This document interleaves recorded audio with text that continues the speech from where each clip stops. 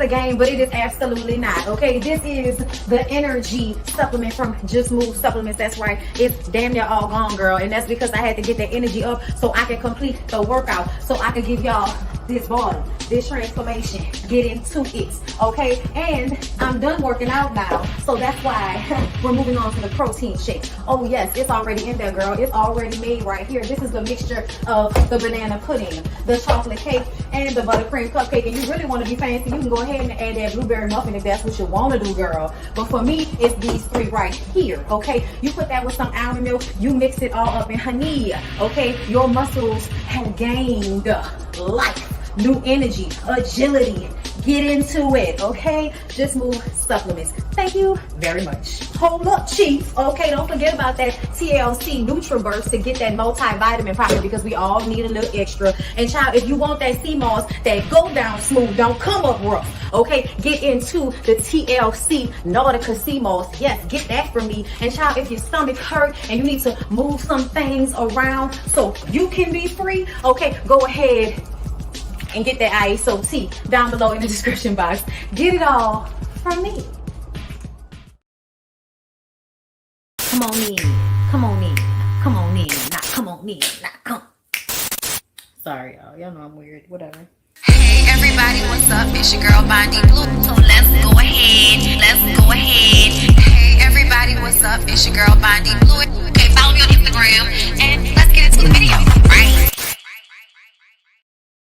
Boom, towel. Watch out now. It's the little one. And I'm not Bow Wow. What's going on? What's going on, people? Hey, hey, hey. Hey, hey. Hey, hey, hey. Girl, I'm back for another Black Ass Bravo. Black Ass Bravo. Your lunchtime, Black Ass Bravo. On your lunchtime, Black Ass Bravo. On your lunchtime. All right. What's going on? Yes. Okay. Yes. Girl, I'm going to the gym after this. Okay. So we need to get it in and get it out. Okay. So Black Ass Bravo. We're going to do Love Match. We're going to get into the Real Housewives of Dubai, which I'm liking. Oh my God. So surprised. And then the peach juice of it all, Real Housewives of Atlanta. And baby, we're going to play some audio from Candy. Just because I want to. Just because I want to. I saw Funky Daniva's video. It was good. I didn't expect for him to speak on anything. But he was like, yeah. He was like, I need to come up and speak. Listen, y'all are not going to do this to me every day. We're here for the star of the show. Let me tell y'all something. Y'all are not going to treat me like this. Y'all are not going to treat me the way my ex-girlfriends treat me when it comes to my mother. Can we not? Can we not make me feel secondary? Okay. But listen, the dogs are getting acclimated, but it's still like, I can't leave Juvie alone with Barack because I don't know what Barack will be on. So they're doing construction. So Barack was like, I'm not staying outside for this construction shit. They beating on the roof is too much. So early this morning, when after Lyric put him outside, he was like, nope, coming back inside. So he came back inside. He was with Juvie by himself because Olivia was outside. And he just kind of laid down. He wasn't really worried. FedEx. He wasn't really worried. And then Olivia was barking. So I went and got her. I was like, she just come inside. And her and Juvie, like, they play. She don't like him that much, but she don't hate him. So he a baby. He want to play. And so they played and barked at each other. And I had to put Barack in the garage so that he could lay down and calm his nerves. Because I didn't know how he was going to react once Olivia and Juvie started playing. And y'all know he crippled. I don't need him hopping around all, overly excited and shit. Like, nigga, you falling and stuff. Like, sit down. So, I put him up, gave him a bone. He was chilling. Olivia and Juvie fell asleep. I went to do some laundry. Olivia ran inside and went laid next to Barack. I said, okay, so you're going to be in here with Barack. And Juvie was still asleep on the floor. So after I got myself together, I let him go outside. He ain't do nothing, girl. It is a new wrist tag. If you watched my live yesterday, at the very end of the live, I pulled up my tattoo artist Instagram page because he's really, really dope. And I feel like it's hard to find artists of that caliber in New Orleans currently. Like, you know, just special, like a specialist, and the shop is really dope. So yeah, Gino Inc. on Instagram, Gino with an E. So yeah, it's healing currently. So I'm peeling and letting it air out and stuff. So that's why it looks all, discontorted. But if you see it on Instagram, it looks really good. And I'm doing a whole piece. That's another thing. This is gonna be, I'm really excited. On July 1st, I'm going to get a whole piece done on this arm. So I'm gonna have a half a sleeve on this arm. And I mean, technically this is a half a sleeve. I don't have nothing on this side yet, but I kind of don't want to oversaturate. I would rather just have them, one big piece instead of having shit like all over my arms. Like, you know what I'm saying? That look cool for some people, but for me, you know what I'm saying? Okay, hey Nicole, thank you for the super chat. Good morning, body, with your fine self. Listen, you know what I'm saying? With your beautiful self. Listen, we're here for it. Okay, Carla, thank you for becoming a member. What's going on? I thought you were already a member, but I appreciate it either way. But yeah, so I said all that to say, gotta close this window. Juvie is downstairs eating, and then he's gonna take a nap. And then after this, I'm gonna take him out, and then I'm gonna go to the gym. Ugh, y'all, this window. Ugh, okay. Child, I had to do a little cleansing right quick. So y'all know. I can't wait to talk to y'all about P Valley. That's another thing. We're gonna talk about P Valley when I come back from the gym later. Y'all know I am Creole, and I am from New Orleans, and I am into such things. So I had to cleanse my space with the Palo Santo, and you got to have the window or the door open to let the energy, out when you cleanse the space. And I like to cleanse my space because I like for what I do to be of good energy, regardless of how motherfucker feel about me. Okay. The next one is gonna be this protection one because I don't trust people. Okay, but it's a full moon tonight, so I'm gonna clean that off and do that one probably either tonight or tomorrow. But okay, listen, unfuckwittable energy. That's what I'm on. Okay, but we're gonna get into P Valley because it was good, and I'm loving the witch shit of it all. I mean, not even witch shit. He did Reiki, and it was given exorcism, but it was also given Reiki. So we gonna see. Okay. Listen, but you know what? I already peeped. That's kind of the allure of the dark South, especially places near New Orleans. Like, people really do have, they believe. They have an energy about the shit.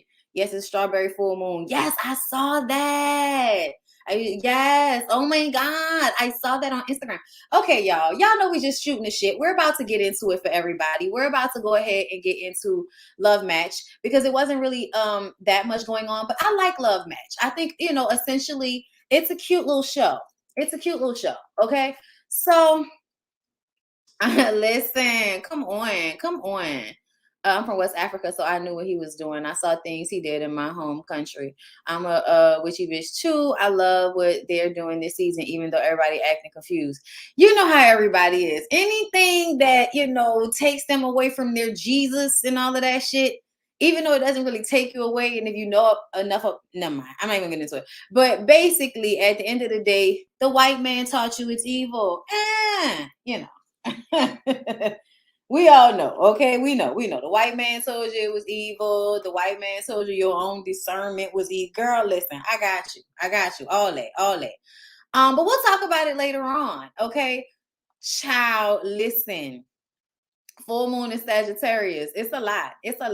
Y'all know Sagittarius is like the opposite of Gemini. It's very fiery energy. You know what I'm saying? So I'm hoping for good things. Okay. But let's go ahead and get into it. So Ming meets with a new client, Amistad. I was like, is that really his name? Or are you calling him that because that's who he looks like? I don't know. Should I be offended? I don't know. If he's not offended by it, I'm not gonna say anything. We're gonna move on. Okay, but he dressed the last client. He worked at that really nice suit shop they were at. Okay. But he's fit, so he wants a woman that is fit as well. And he also says he's aggressive. Okay. He's aggressive. And when he said that, hold up. Let's just go ahead and start this. Okay. When he said that, okay, just in case anything happens with this, I had to start the other recording.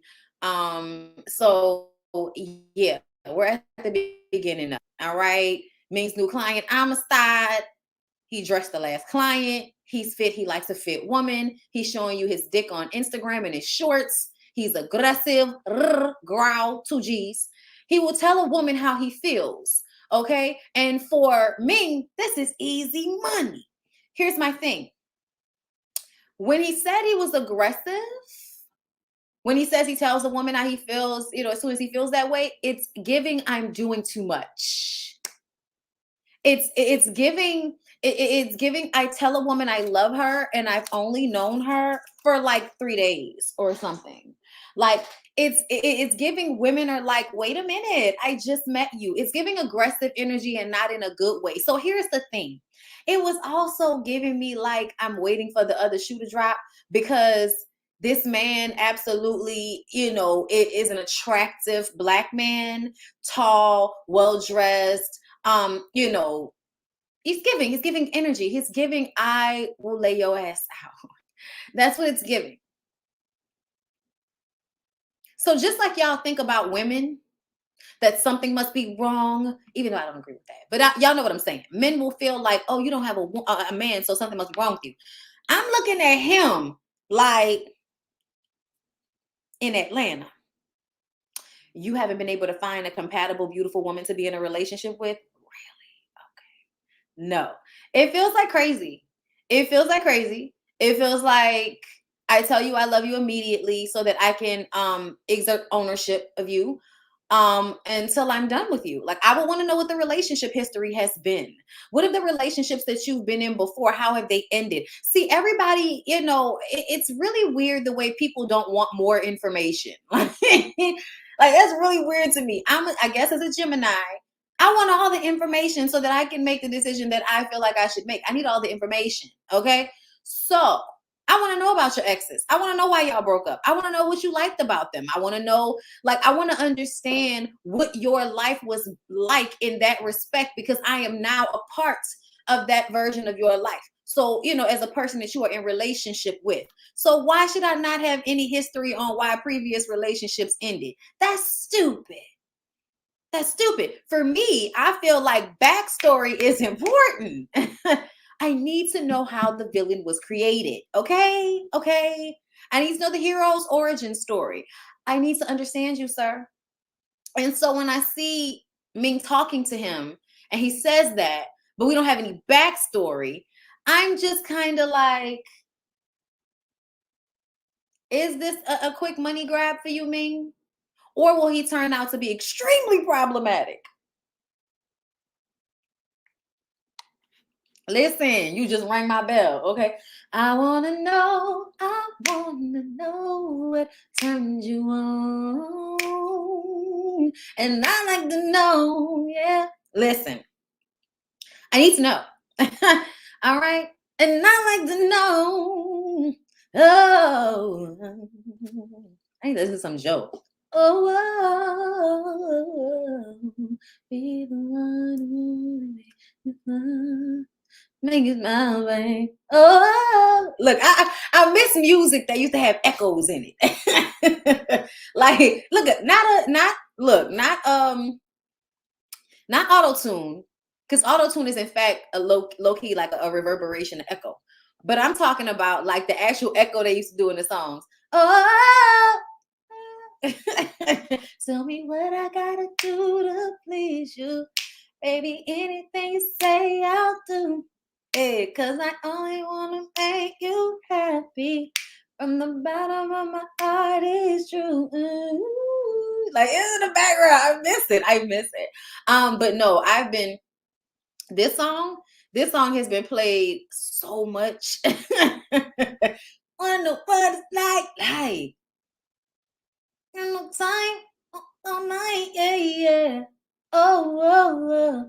Hey, baby, I need to know.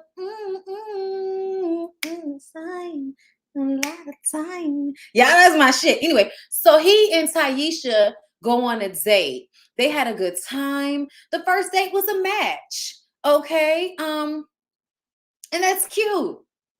I'll wait. And if there are no red flags, if nothing's wrong, great, excellent. I'm happy. Because, like my counterpart Roxanne will always say, I love all motherfuckers to be in love. Okay? If that's what you want. All right? And if you want a show called Love Match Atlanta, I would assume that's what you want. So, y'all, Kelly. We got to see Kelly's personal life a little bit more. So apparently Kelly has been dating her man, I think his name is Chris, for dating him long distance for 2.5 years. He lives in Detroit. He said, I'm Detroit. I'm from the D. I ain't leaving. You know what I'm saying? And I'm like, okay. Like, I don't know. I just kind of feel like he's making an excuse because he wants her to acquiesce in some way. Like, I think he feels as if in order for her to prove to be worthy of being his wife, she needs to show him that she's willing to make some huge life sacrifice, because that's what men expect from women. And I just kind of feel like, I love the fact that she was basically like, well, I guess you telling me we ain't about to be together, since you're telling me that moving to Atlanta is not an option for you, because I have a booming business that I just built in Atlanta, and you wait until now to tell me that this is not an option for you because of your daughter. Like, I mean, I guess once his daughter is of age, maybe they can have a different conversation. Because I don't think there's anything wrong with having a long distance relationship at this point in life. Like at 34, I think it might be easier, especially for a woman like her. I'm not saying for me. I'm saying at this age, looking at the situation, she is so heavily invested in her business and in her own life. I don't think there's anything wrong with them deciding to be together and still keeping shit separate until eventually they can be together all the time. But if not, like, there are a lot of people that enjoy the leaving and the coming back and the spending the time together and having them go on about their day, going about their way. And then you don't have to you don't have to lose the romanticism in the relationship that happens when y'all are with each other all the time like that. So I feel like certain relationships can work for certain people. And if as a woman, your main focus is the business that you're building, then I was just kind of like, I like it. I appreciate it. That's fine. You know what I'm saying? And eventually, if she wants a man that is closer to her, then I feel like she should be able to have that. Just like if he wants a woman that's closer to him, like y'all can decide whether y'all still want to fuck with each other or whether y'all just want to move on to other people who are closer in proximity. If that's the case, great. We enjoyed each other's company. It was nice while it lasted. We learned something from it. We were there for each other when we were there. And now we move on to the next people. Like, it's just, I really do feel like, there's no need to be upset all the time when relationships end. You know what I'm saying?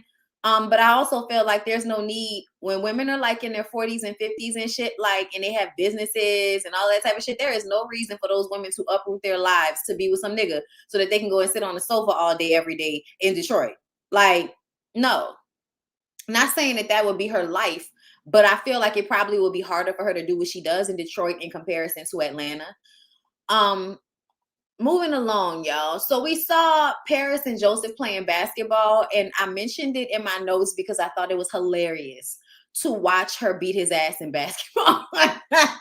And then him complaining about his makeup. Child, I thought that shit was hilarious. It made me like Paris more. Like, I don't know. It was something about Paris that seemed familiar to me in some respect.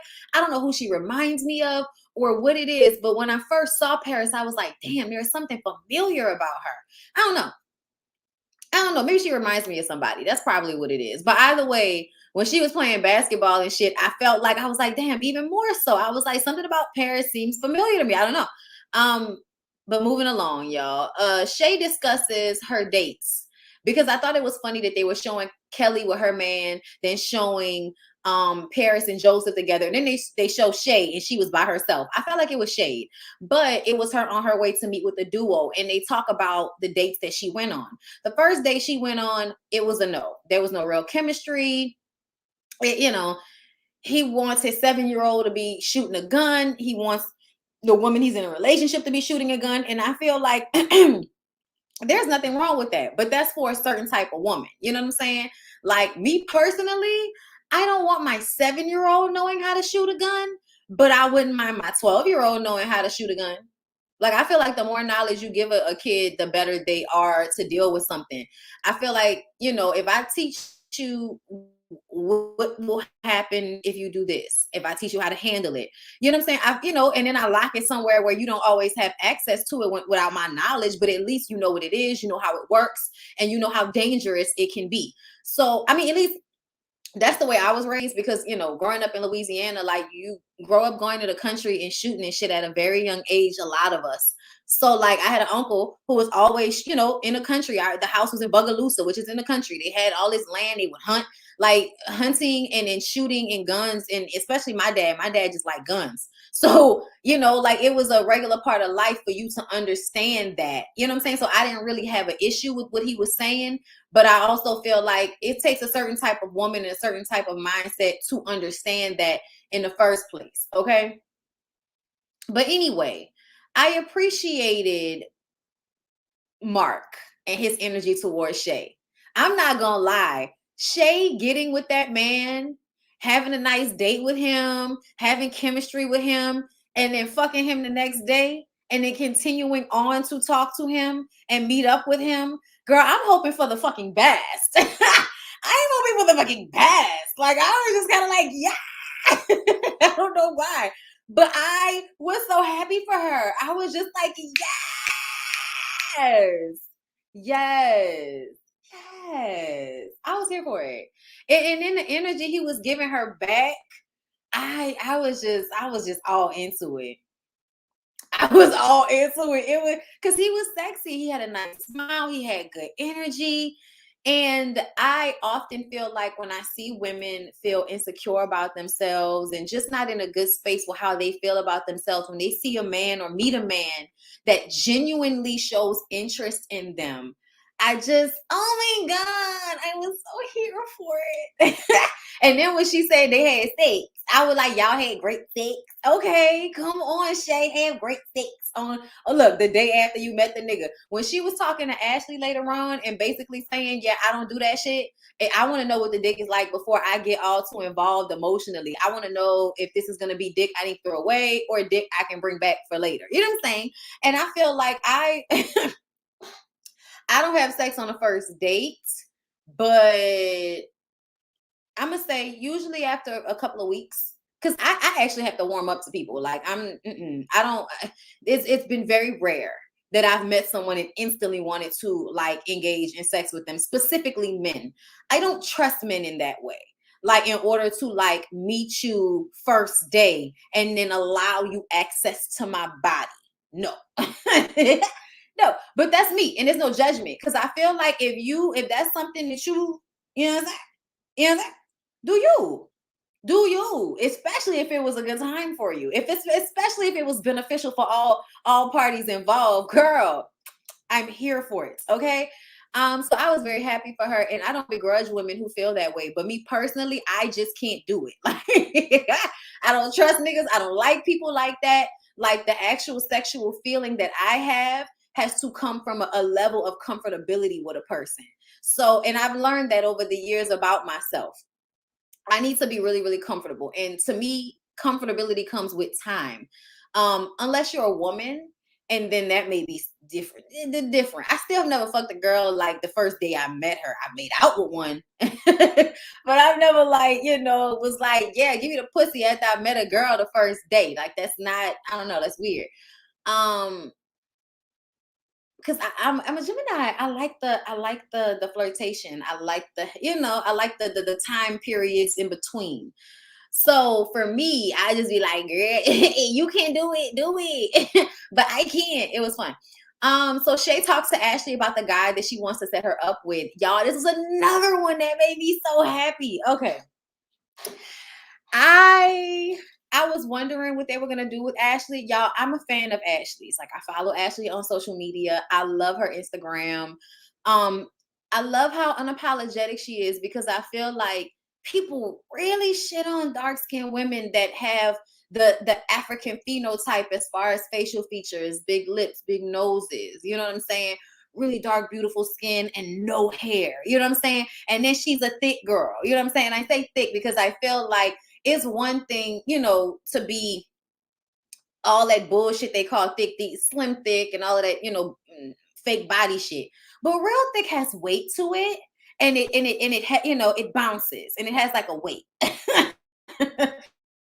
Like, and the bounce has like a weight to it, not just a basketball bounce. No, bitch, it has a weight. Okay, like, you know what I'm saying? So I like Ashley, I really do, and I didn't want them to make her feel away. Like, I know how they make Black women feel on these shows, like that dude that said he only dated light-skinned women. Like, I'm so glad she didn't actually have to come into contact with anybody like that. That is very triggering for me. I know I don't look like that, y'all, but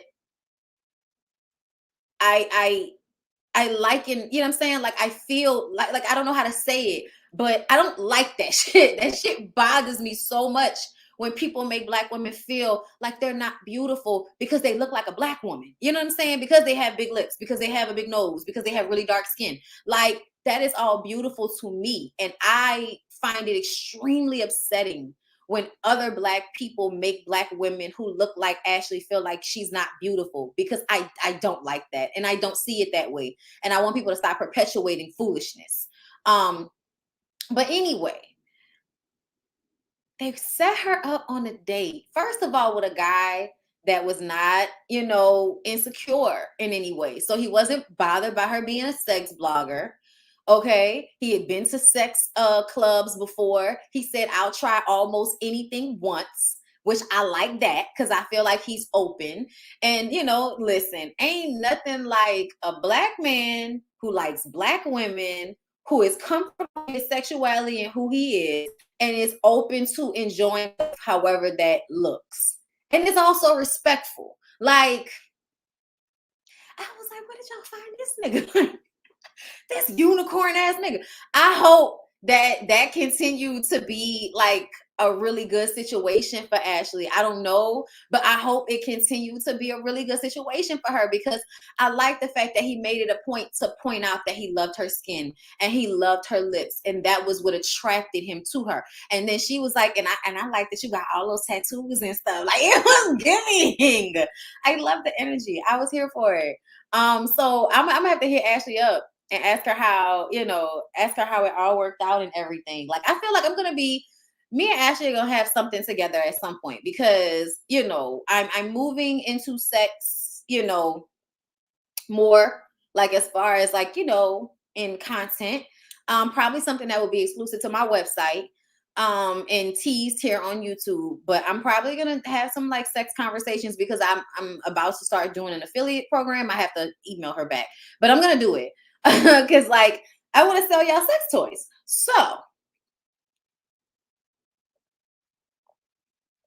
I feel like me and Ashley can have a conversation about sex toys on my website, bondyblueshow.com. So I'm gonna DM her, because I got a sex toy and I don't know what to do with it.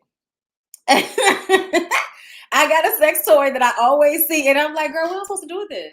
I was like, where are they supposed to go? What hole are these two things supposed to go in exactly? Oh my God. So yeah, I'm very, very interested in talking to her, because look, if you ask her any question, she's gonna answer it, honey. So I'm here for it. Come on, bedroom Bondy. You better say it. Come on. You better say it. Okay, you better say it. All right. Listen, we're gonna be here for the bedroom Bondy of it all. Cause, like, like, I'm a very sexual person in life, you know what I'm saying? And like, I don't begrudge the girls, whatever they're into. You know what I'm saying? And I believe the girls need to be into something, because to me, the more you are into sex toys and pleasing yourself sexually, the less thirsty you'll be to deal with bullshit from men just because I need some dick. Like, bitch, if you don't put that shit on your bathroom, if you don't put that shit on the tub floor, get you some lube, go to town and shut the fuck up and go. Girl, listen. Because a lot of the time, y'all be out here dealing with foolishness, outlandish shit over some dick. And just think about if you would masturbate and get yourself together before you actually go out on a date with a nigga. Listen, and don't get me wrong, y'all. I do understand, and that's why I feel like women should always have like a old faithful, a slide that they can always call upon, that they can trust. That's not going, and that I feel like women should, I'm just so sad. I'm just your dildo. That's all I can be. Ain't even charge you. Let you fuck me for free to keep it funky with you. I feel like you owe me. We ain't going steady. I thought you know me. So listen, I just feel like, if women, yes, the tub floor. Think about it. If you because I honestly, if I didn't have dick all the time, I would try this. But honestly, I might still, because like, nigga, sometimes you be at work and I just be here. So I just never thought to have a dildo because I've always had on the ready dick. You know what I'm saying? So, but whatever. But like, you get the dildo with the suction cup on the bottom, and you put that shit on the bottom of your tub so that you could like sit on it. And then you got the sides of the tub to leverage yourself so you don't have to like do all the work with your legs. I'm just saying. Thoughts in my mind. Anyway, moving on from there. Shout out to Ashley. I'm gonna have to hit her up. Okay, so the duo meets with G. We saw G last episode, y'all. G was getting very uptight, but apparently when you bring the right around G, she turns into peaches. Okay, when you bring the right man around G, she turned into peaches. This was another one that I was so here for. Okay, so y'all know G was, she was just like, I don't have time. I don't have time. You know what I'm saying? And so they introduced her to Greg, y'all. Greg was salt and peppered. He was pulling out chairs. He's very intelligent. He said he spoke French because he spent time in Paris. Bitch, he's cultured and well-traveled. He has salt and pepper in his beard. He had dimples. You know what I'm saying? He was a nice, like, weight. It wasn't too skinny. It wasn't too big. It was just like, kind of like a nice little in the middle. Looked like he take care of himself. You know what I'm saying? And then, y'all, after they spent all this time being attentive and him, giving her compliments and her giving compliments, and like when he pulled out the gift, he gave her like a little candle and some chocolates. He was like, yeah, I wanted to bring you something. I was just like, yes, because don't do that. Like, I feel like, yeah, I'm so glad that I'm married, because like I will romance the shit out of like, so. Oh, really? Is that what she does? She's just working everything down. Okay. Yeah, my neighbor is out here like hosing the front of her house down. And I was just like, oh, is that what you do? Okay. I gotta start hosing the front of my shit down. Okay, anyway. I'm sorry. Greg was giving me everything. And I feel like women are usually like that. Like, just very attentive and, give gifts and all that. And it's not even about, and this is what we're talking about. A candle and some chocolate, $30, 45 tops, depending on the type of candle. But you can get a girl a good Bath and Body Works candle for $25 when they're not on sale with some chocolate.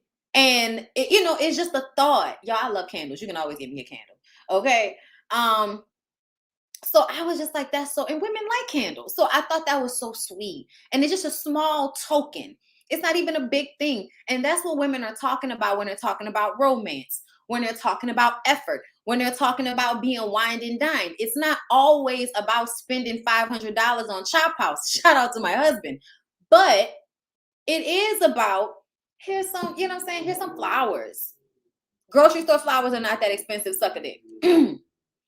Things that don't cost that much money that you could do just to make a woman feel valued and feel like she's thought about.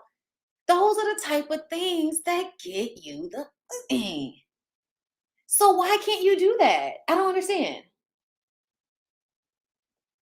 Remember we were talking about it when we were on Love Jones and shit? You know what I'm saying? Like, especially at this age, you guys, I was thinking about it because, like, okay, y'all know I like girls. Excuse me. Y'all know I like women. Okay, I've been bisexual my whole life, whatever. And I had a conversation with one of my friends, and I was just thinking about like how I would be at this age with women. And it's just because I was like this, you know, as a younger woman, like you're taught that the women you date, especially if they're more aggressive or, you know, they're studs, that you're in some type of male-female type of gender role relationship. And like I got out of that quickly.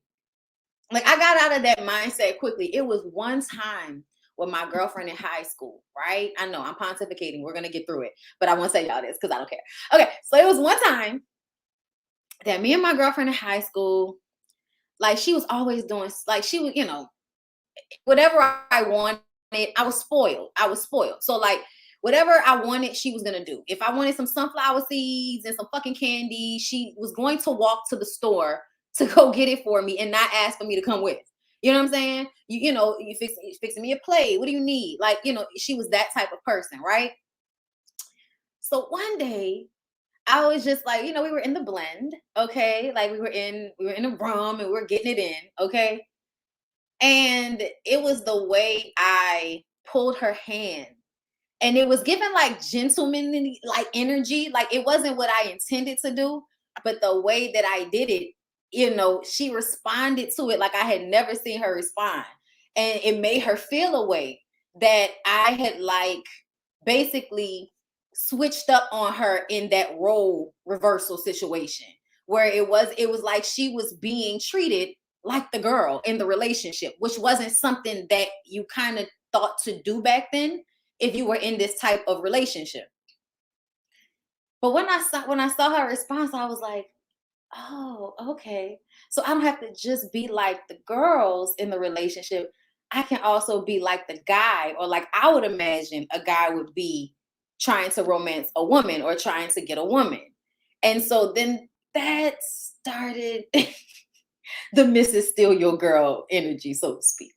Okay. Because like I would absolutely be sending flowers, I would be buying gifts, I would be like, pack a bag, we're going on a trip.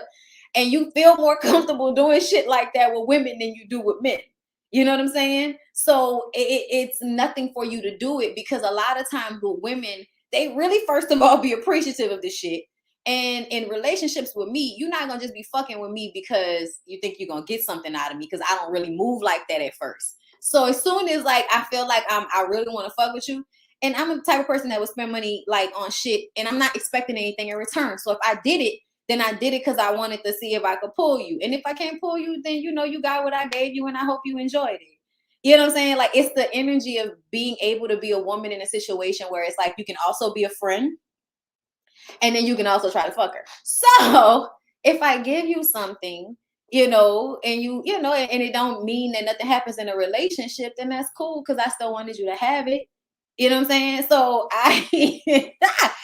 I personally would be a fool, okay, is what I'm saying. I say all that to say, if I was not married, I would be a fool, okay, in these streets, okay? All right, because yes, like I would absolutely romance the girl. I would romance the girls. What do you mean? What do you mean? Like you absolutely getting fluked the fuck out. Mine is a sniper. I don't like, and in a genuine way. I don't fuck with people I don't like. You know what I'm saying? Which is, y'all know why I can't wait to review couples therapy tomorrow. I haven't watched Basketball Wives yet, but I watched couples therapy last night when me and Lyric was getting drunk. And baby, baby, me and Shamari need to have a conversation. Me and Shamari need to have a conversation, because Shamari getting too old to keep living her life like this. I'm just saying, we're gonna talk about it. And that's not saying that I think she need to leave her husband, but some concessions need to be made. Some situations need to be worked the fuck out because that shit do not go away. I know you think it do, but it don't. Anyway, she was saying, I don't like women. I'm not like that with women. Shamari, that nigga will not let you interview with me because that's what a fucking God. Not only like do I want to interview Shamari because like I'm, I grew up, I'm a fan. And then I like Shamari.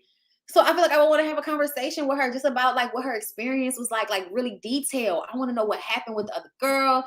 I want to know like how did y'all get to that space? I feel like she has never done an in-depth conversation about it. And I want to talk to her about it because I'm really interested to hear the dynamic and what happened and why you were living with a girl at one point and what was Ronnie going through and how did y'all even start that? Did Ronnie cheat on you first? Like I want to know the things. So I want to talk. I want to do an interview with Shamari, but I feel like I only want to do an interview with Shamari. You know what I'm saying? And that's no shade to Ronnie, but I feel like whenever Ronnie and Shamari are together, she can't be honest.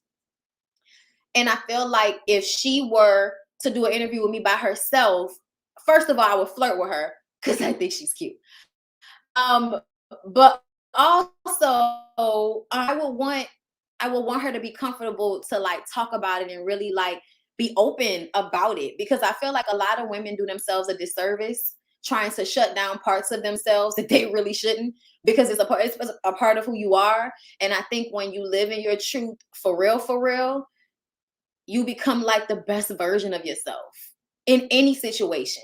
You know what I'm saying? In your relationships. You know what I'm saying? So I think that it's something that needs to be worked out. And that's why I said I don't necessarily feel like she doesn't need to be with her husband, but they haven't resolved that. And they just think they have, but they haven't. And that's why it shows up when she gets drunk. Devin, thank you for the super chat, boo. I got to take you for drinks now because I need some dating advice. Listen, we can have a conversation. She does. Like, and I see a lot of myself in her. Like, she's just about having a good time. And I think that because Ronnie and her got together when she was so young, that's what niggas do. Like, they get with you when you're really young and they try to stifle you. And as you're getting older, you become harder and harder to stifle. Like, you get harder and harder. It becomes harder to shrink, all of those things. So that's why I feel like I really want like to have an open, honest conversation with Shamari, but I don't feel like she's ready for that. And that's what I meant when I said she's not ready for me. It's not because I'm going to try to fuck her, y'all. I would flirt with her because like I said, she's cute.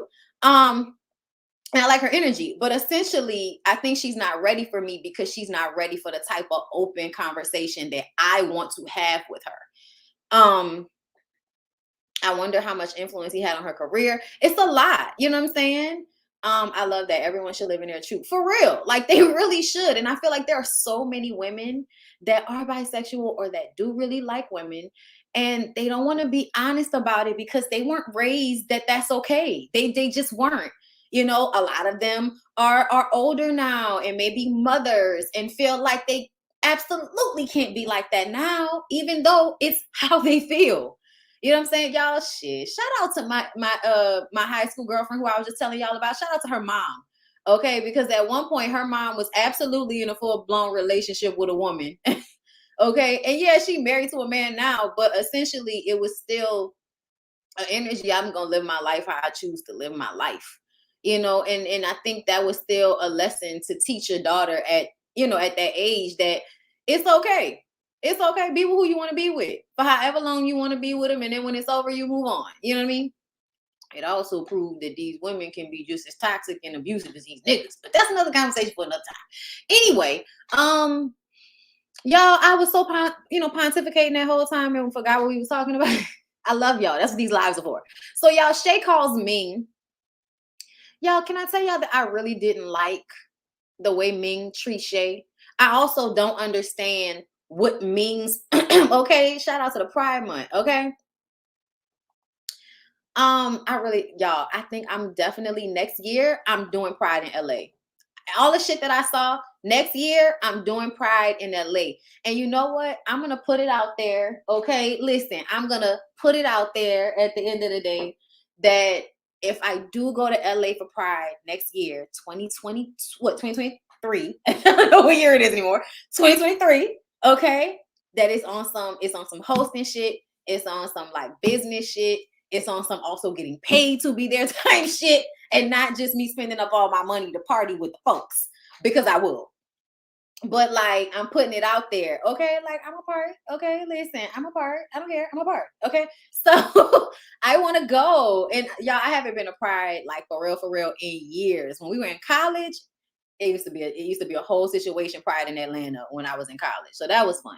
But yeah, y'all, I want to do it because Pride looks so fun this year. They were like doing it.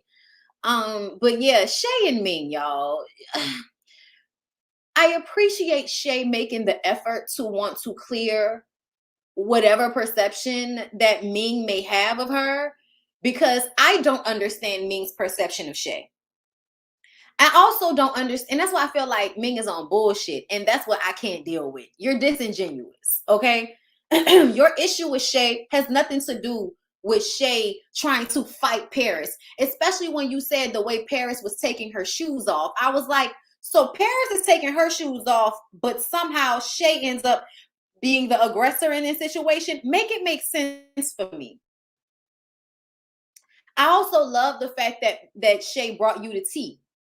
Okay? Shay brought you to tea, bitch. Okay? So if you want to act classy, let's act classy.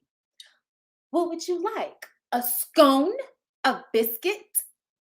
A cupcake? A cookie? Not a sconce, bitch. Not a sconce.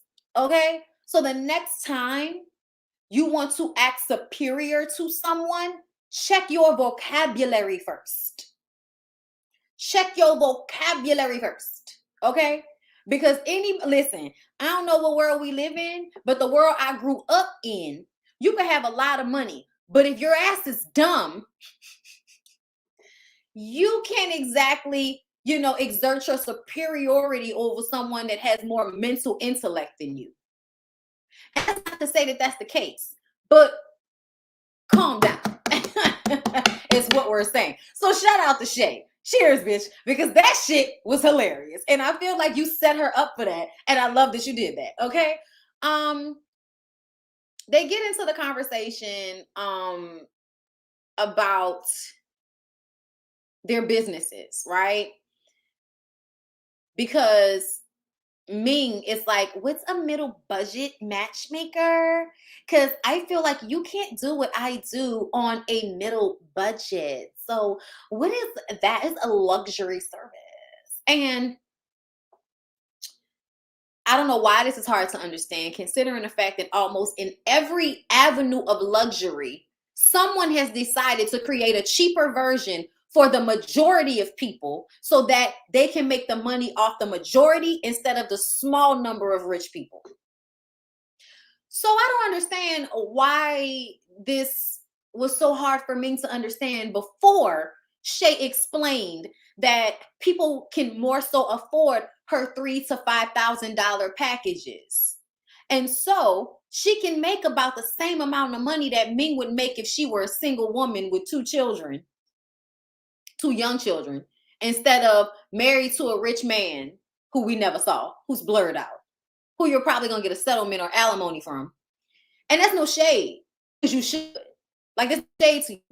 But you can't shit on somebody who is creating a space for themselves. They're on the same show as you.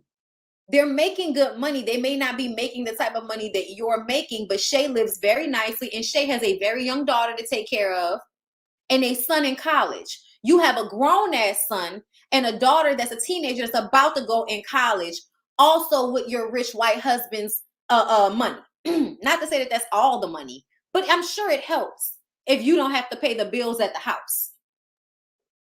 So for you to have that attitude towards Shay, it wasn't going to play well. And you know it. That's why you was in the confessional talking about you don't want the middle class people upset with you. And listen, girl, I understand. I love luxury. I am a reservations, you know what I'm saying, valet type bitch at this point. And it's all about convenience and what you can afford. And I work very hard. So I aspire to afford more. Okay? I aspire to have an even better lifestyle because that's what I want for myself. If that's what you want for you, then you need to figure out how to get that for you. But ultimately, Shay has cornered a market. There's nothing wrong. It's actually quite smart, quite genius in all honesty, especially if it's something that is a niche, like matchmaking.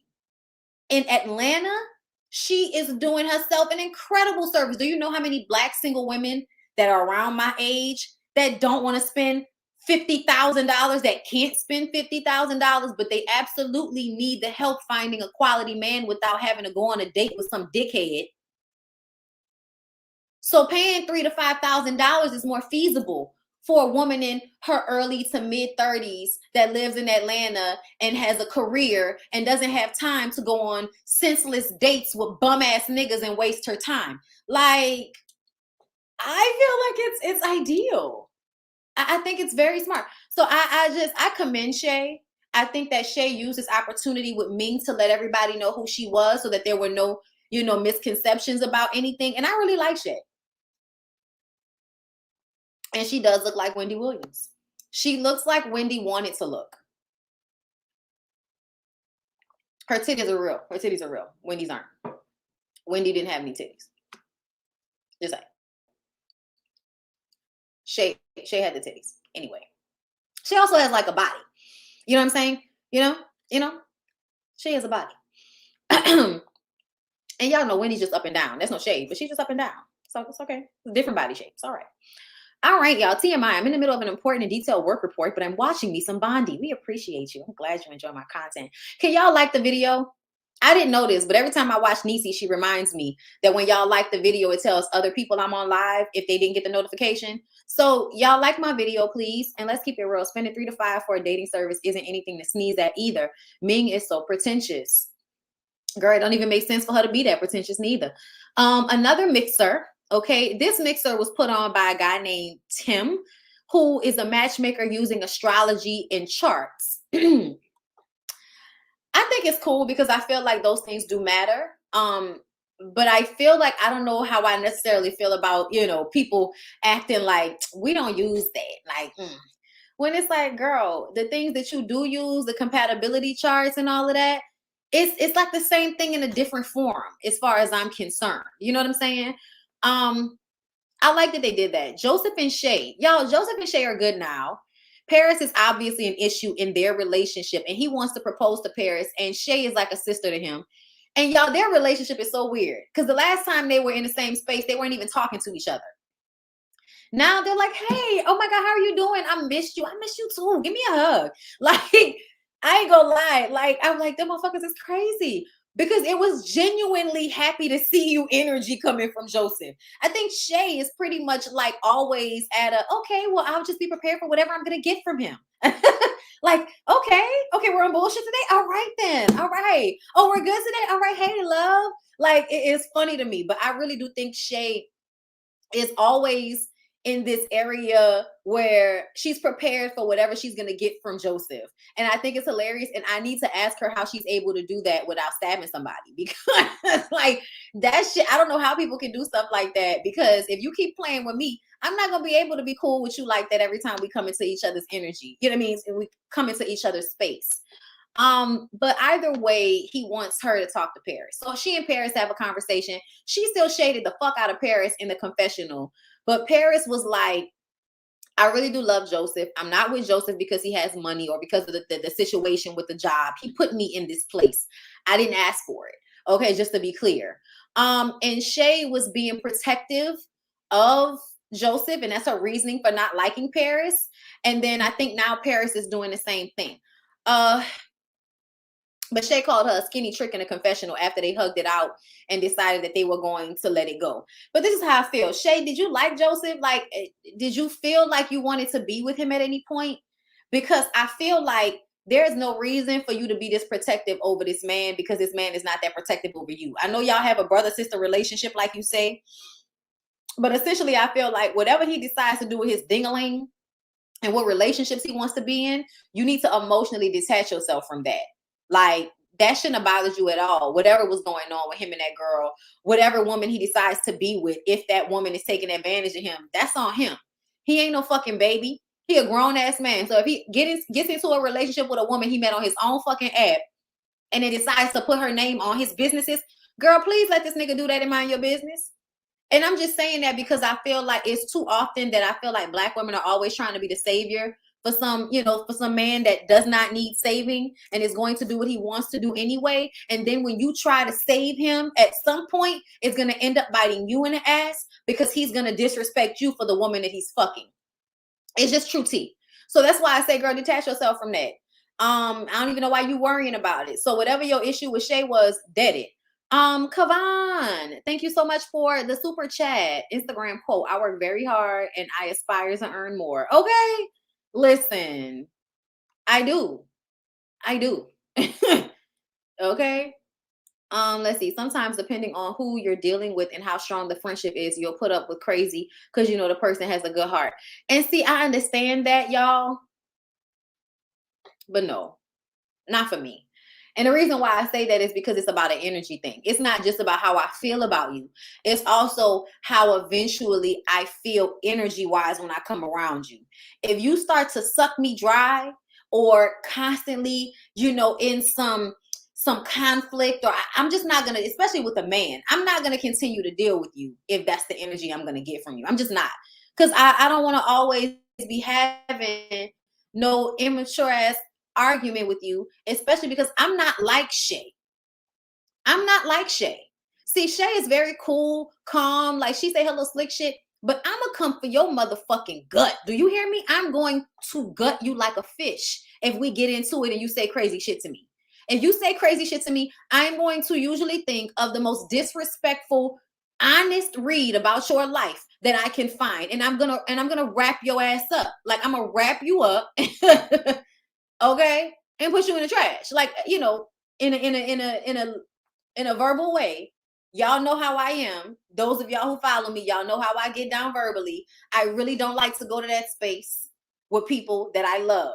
So if you take me to a space the way I see Joseph likes to do with the undercut and all of that other shit he be doing, when I tell you I would have laid that nigga's feelings out bare and raked him over the coals if he played with me like that, especially because he like to do that type of shit in public, and I don't play with niggas like that because niggas do too much. Niggas want to get into it with you, go back and forth, go low blows, and as soon as you hit that ass, stop one good time, then all of a sudden you're wrong. So that's why I don't like to even fight with people like that. I like to have conversations about what the disagreement is and come to Jesus moment. You know what I'm saying? Come to an understanding. Either understand that we can get past it or understand that we can't, respectfully disagree, whatever the situation is. But I am not going to consistently have like knockout, drag out fights with somebody over and over again. Not doing it. But yeah, y'all, let's go ahead and move on from there. We're done with this. Y'all, I told y'all to like the video. I don't know if y'all did, but we're about to move on to Dubai.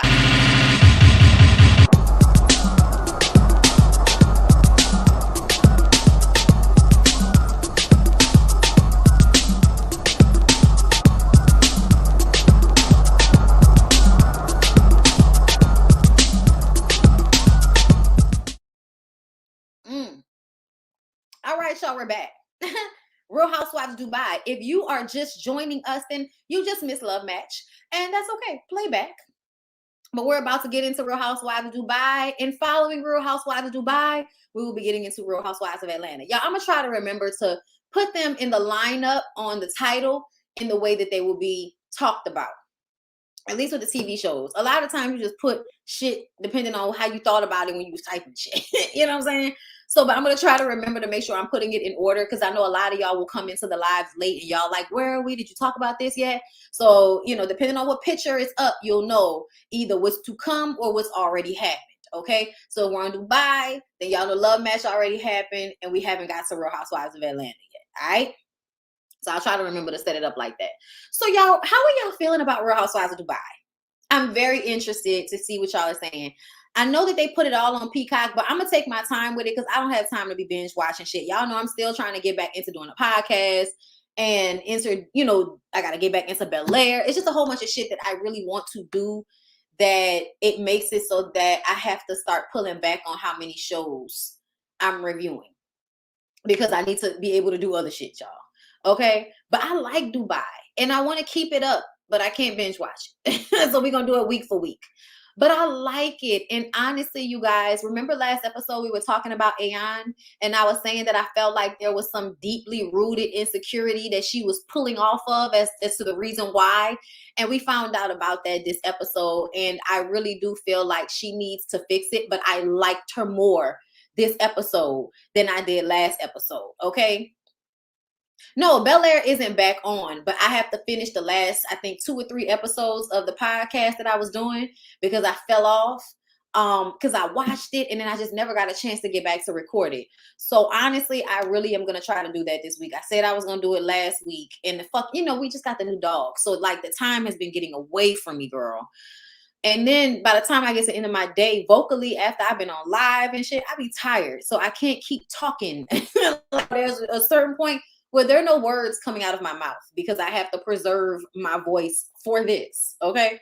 So, and vocally, I get tired. So I don't be having the energy like I used to put out all the things all the time. But I do really like this show and I want to keep it up. And I promise I'm going to be getting back into other things and I'll post them on here so y'all will know when they are on the website and all of that. But y'all liking Ayan. She a trip. I don't like either Caroline. I love Ayan. Ayan is a lot, but I feel protective of her. They put the whole season on Peacock. I believe so. I could do without Caroline though. Which one? I actually really like it. It's fresh and interesting from multiple perspectives. And that's what I like about it.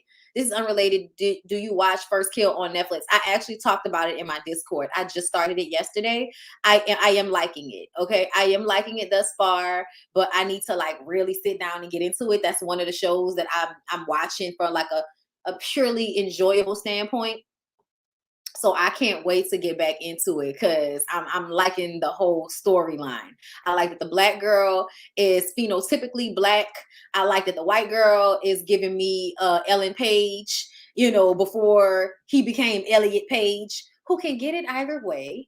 I found that out. I was like, you know what? I still like Elliot Page. Like I thought I wasn't going to like him anymore when he transitioned because like I feel like a part of the reason why I like Ellen Page is because Ellen Page was a girl that was swagged out. You know what I'm saying? And now you transition into a guy, but it's still sexy. It's still sexy. There was a magazine cover, and I was just kind of like, oh my God. But the girl reminds me of Ellen Page. And so I like it. It's a good show. He's still adorable. Right? Oh my God. It's so annoying. I was like, well, maybe I'm pansexual. I don't know. I never thought about it, okay? Because I usually like my lines the way I like my lines. You know what I'm saying? But child, listen, you live and you learn, okay? Life is an experience, okay? And Elliot Page is still sexy to me, okay? But Sarah and Lisa are my favorites. I like a lot of the ladies. We have to really get into it though. So yeah, okay, Sarah. I like Sarah. Sarah is a single mom. And we saw her like talking to her son and she's raising her kids to not be toxic because of her upbringing. She doesn't want her son to be raised to be toxic in his masculinity. So she was like, I want to make sure that he knows that cooking is for everybody. Okay. Cleaning up is for everybody. It's called a life. Okay. It's what you do in your life. Okay. Oh my God, not definitely left on a cliffhanger. Shut up. I'm only on episode 3. Don't tell me. Okay, it's really good though. Okay, I'm glad y'all are liking it. So that makes me like even more so want to get back into it. Not over here in pansexual world, anybody can get it. I love it. It's Pride Month anyways, right? Come on. So yes, I like Sarah. I like what she's teaching her son. Please teach your kids to be less toxic. Okay, thank you. So Brooks and Lisa meet up. Their kids are going back to school. Brooks says that she and Lisa have being of Jamaican descent in common, but Lisa says in a confessional that Brooks changes the story every fucking week. Okay. I don't know whether you're Jamaican, whether you're African-American. I don't know. She's changing it all the time. And then they talk about how Nina warned them about Caroline Stansbury. And saying that she can't be trusted. Like you warned us about her and now you all click tight with her. Like what's that about? So they're wondering, it's feeling like Nina is trying to social climb is basically what the energy is giving as it pertains to her relationship with Caroline Stansbury. They discussed that Ayan and Brooks have this love-hate relationship. And that's obvious to us. I feel like Brooks likes to antagonize Ayan, and I don't understand why. And I also feel like Ayan likes, I think she feels insecure in some capacity. And so therefore uses her beauty as some type of competition tool. And I just kind of feel like everybody looks different. Everybody's beautiful. Your beauty is not in competition with hers. So when she says shit about her looks in comparison to Brooks, that kind of turned me off a bit. But ultimately, you must feel insecure about something, Brooks, because you're constantly fucking with Ayan, and I don't exactly understand what the what the point of it is yet. But we're only on episode 2, so I'm sure we'll figure more out about it. Okay. Nina, hold on. Nina talks to Brooks and Stansberry, and she wants them to make nice with Ayan because Ayan has a lot of trauma that she's been through. And Stansberry says, listen, we've all been through trauma. I don't need her adding to mine. Okay, like, no.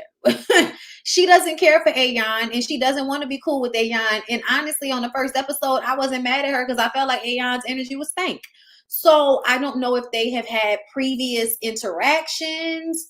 I don't know if there's more for us to dislike about Caroline besides the fact that she'll lay in the bed that a dog has pissed in. But, we're going to wait on it because I don't exactly know what history is for everybody to feel the way they feel about Caroline Stansberry. So Nina and Ayan meet up, and she's in Runway. She came in Runway. Okay, they're doing lunch, and she came in Runway. And in a weird platinum wig, but okay. And she's shading Nina, because basically Nina isn't as fabulous as she is, and she wants to point it out. And Nina says, well, I don't wear my wealth. And I was just kind of like, checkmate, Nina. Checkmate. I like that because I don't feel the need. We all know that people with the most amount of money don't really have to flaunt their shit in access in this way. So I kind of like people that are chill about their shit. So I like the fact that Nina was like, girl, you can do all of that, but I don't need to. Okay. I like to be comfortable with. Okay. You know what? I'm waiting on it. I don't want to rush to call anybody that. I'ma just wait on it.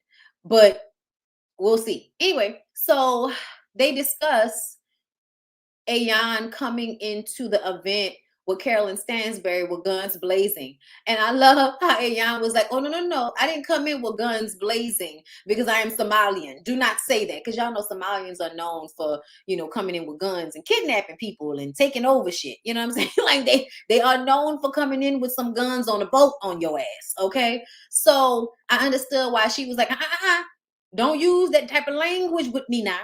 Even though I don't think that's what Nina meant at all. It's just a figure of speech. You came in on 100, and you absolutely did. And she says it's because she felt excluded. And then she felt like they were kind of pushing the exclusion. Yes, they're pirates, usually. Pushing the exclusion in her face when they were having that conversation about the party she wasn't invited to. And honestly, I feel like I understand where she's coming from. And this is when we start to get more backstory from Ayan. And this is when we all have heart for her at this point. Ayan says that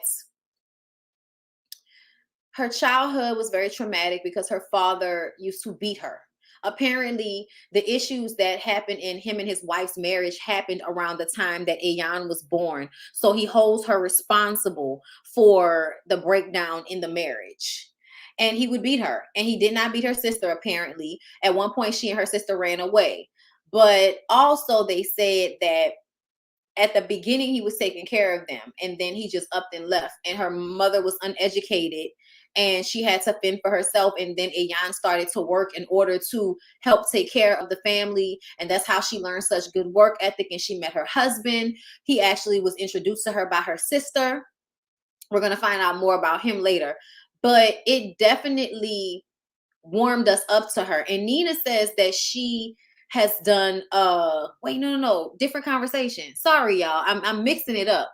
But she talked about being beat. And she says that she was not important to him. So she has a lot of pain from things like that. And Nina wants her to give Carolyn Stansberry a chance. But Ayan doesn't want to. She feels like at the end of the day, the lady don't like me, I don't like her, and there's no reason to force interaction. And I kind of understand where she's coming from with that. If I already know this lady don't see it for me, I don't need to appeal to her sensibilities. Like y'all trying to make me go and kiss her ass so we could be friends. Fuck out of here.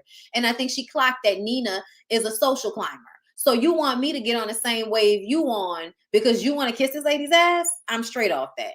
So move on. Caroline, in between, I saw Caroline trying on a $6 million necklace. Okay, girl. Lisa goes grocery shopping for Thanksgiving dinner, and Nina calls her about the drama while Lisa's little boy is eating all the Oreos out the basket. And I was just like, oh wow. Like, I like to see them doing regular things because I feel like I don't have like a real clear picture of what life looks like over there. So that's why I appreciate just the, her going to the grocery store and then talking about how one side of the grocery store is for non-Muslims and the other side is for Muslims. And like there's some separation, but everybody does seem to live harmoniously for the most part.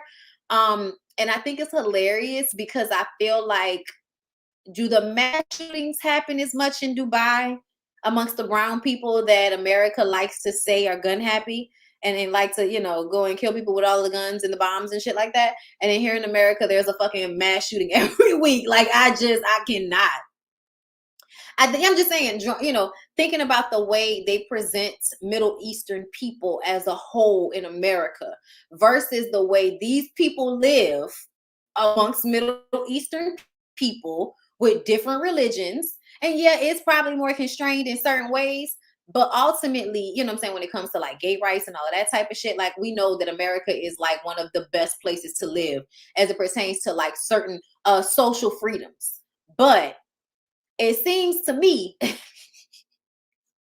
they doing something right over there for people to be living with different different religions in that respect, non-Muslim and Muslim, and they create space for everybody. They don't force everybody to be together, but they allow space for everybody. And I'm like, I don't understand why we can't do that in America without everybody feeling like they need to make somebody feel a way about being who they are. Stansbury clearly expected to be star of this show. Viewers say no. I don't know why a white woman would think she would be the star of a show called Real Housewives of Dubai. Like, honestly, to me, when I first saw the show, it seemed like Nina was going to be the head of the show. And that would have made sense to me. Being I think, is it Nina that's Lebanese? But either way, her family is from Dubai. Like that's her nationality. Even though I believe, not her nationality. Isn't it though? Yeah, I don't want to confuse it because I feel like I might say the wrong thing because I'm still learning about them. And I sometimes confuse Nina and Sarah. When I went to Dubai, all the folks we saw were rich and it was family oriented. I find myself observing the staff to see if they're blinking for help to the cameras. Child, even the rice over here under attack. Okay. Caroline S. is that girl. The fact that she was on Bravo before is why she thought was she? Where was she? Exactly. I feel like, y'all think that? Classic fear mongering. Our news outlets tend to show all negativity and very little positive. I know. Y'all know I used to work for the news, so I know. People make it seem as if a gay man has a little twist in his hips, they will get snatched up off the streets. What is the truth, child? And see, that's another thing. I feel like it's not that he got a little twist, but you can't just be out there kissing your boyfriend down to the ice cream store. You know what I'm saying? Like you can in America.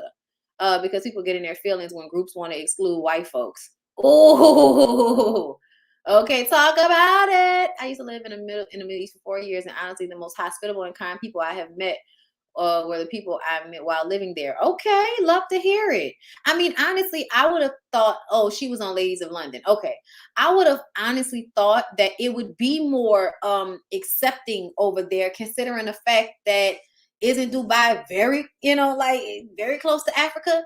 Like, isn't, in between Europe and Africa?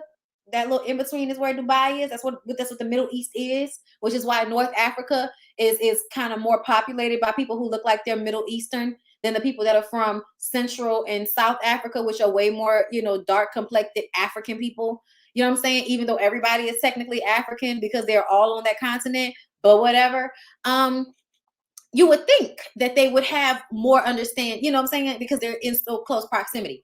But they make it seem like, it's issues and shit. But I don't know. I think the stores are only separated because the food for Muslims has to be halal, maybe. No, it is. It is. But I'm not saying that's of no consequence. Like I wasn't saying like the reason, but I'm just saying the fact that they are created spaces. You know what I'm saying? Over here is for you. Over here is for you. But everybody has something. Everybody lives amongst each other, and it's not a big deal. Over here, I don't even, you can only have a section. I don't think that they would even allow for people to have like the grocery store. One side is for this nationality and people without white people acting like, oh my God, this is racism, even though we exclude everybody from everything. There are a lot of Black expats living in Dubai as well. It's one of the safe places to live, and they have a high quality of life. I'm sure there are negatives, but I've heard more positive. That's what's up. I definitely want to visit. I told Lyric, I was like, we should definitely go. I want to go. I want to visit. You know what I'm saying? As soon as we get this money up, we're going to plan us a trip to Dubai, because it looked like you need money to go to Dubai, and I want to have money going to Dubai. Okay? But anyway, Nina has Thanksgiving dinner with her husband, Sarah, and their kids, and they had like it was like this sky. It was like this like kind of like a big huge dinner table in the sky. I don't even know where they were, but it was like the most beautiful shit ever. Her little girl was like, look, I'm gonna just be all right if we make it out of here alive. You got us up here in the fucking sky having dinner in a glass tube and shit. It was beautiful, and it was ball as fuck. And y'all, I also really loved the energy of Nina's husband. First of all, Nina was sitting at the head of the table. Let's start there. Because that was one of the things I noticed. And so Sarah was like, so how do you guys have this relationship? How have y'all kept the relationship going and all of that? And he was like, because I just let her be her. I let her be her.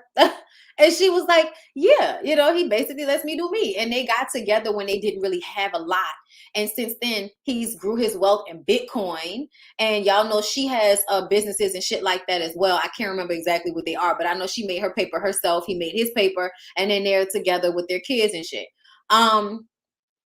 Sarah talks about being the brains in her last toxic ass marriage, and saying that she has chosen badly in the past, and how for her parents are always, I guess, worried that she will get married again and then get divorced again, because the more she gets divorced, they feel like the less honorable she will seem to the people in their community.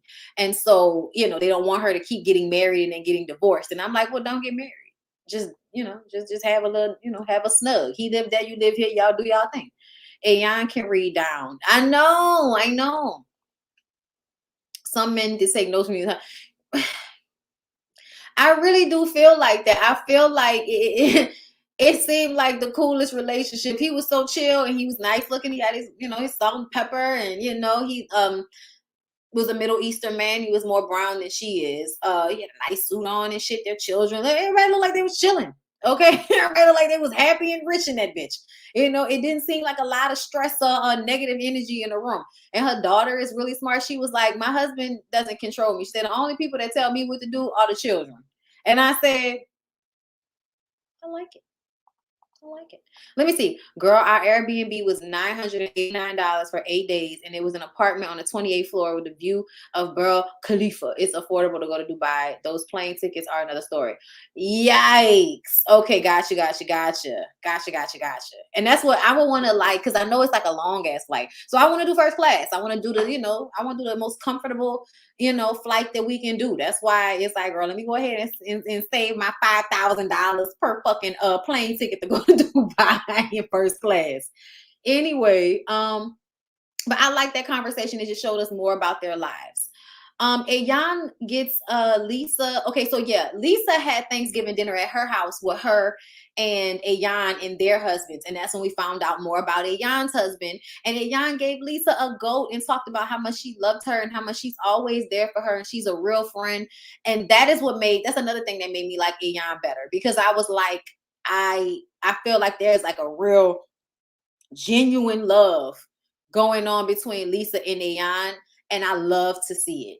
I really, really do. I feel like there's sometimes nothing to me more precious than when there are two women that are friends that really can rely on each other and depend on each other in a real way. Like, I love that, because I feel like so often women, and I forgot who I heard was talking about this yesterday, but a lot of times women will get into relationships and completely disregard their friendships. And that is not healthy, y'all. That's not healthy. I think your friends help you keep a semblance of yourself. And that way you can remain a whole individual while being in a relationship with another whole individual. You know what I'm saying? Because a lot of times the way women are expected to be in relationships, you can lose yourself. So I think having friends to kick it with, to do things with, to talk to, really, really help you retain a piece of yourself. I think that's why a lot of men. Oh, you think it was Erica De Niro? Okay, probably, because y'all know I watch her all the time too. I be watching people. I just put the shit on and let everybody run.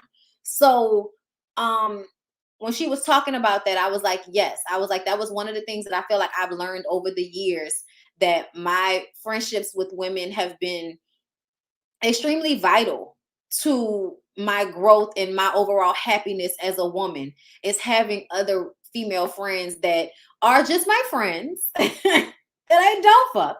And you know, sometimes that I have, but whatever. But that's not the point. Not the ones I'm thinking about now, but that's not the point. Either way, y'all know what I'm saying. It's beneficial. It is very, you know, I think important. Um, we're different, but we are a lot alike.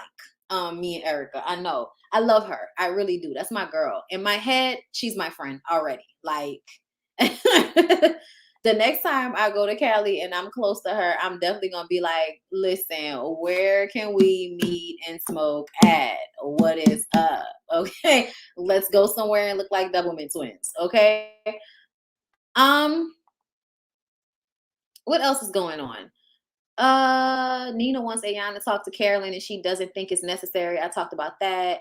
Um, I like Ayan talking about her husband, because I feel like the misconception I heard about with this show was that people were expecting all of the women to have went to Dubai to find some rich white man to take care of them, when really Ayan and her husband met in 1999 in fucking Miami.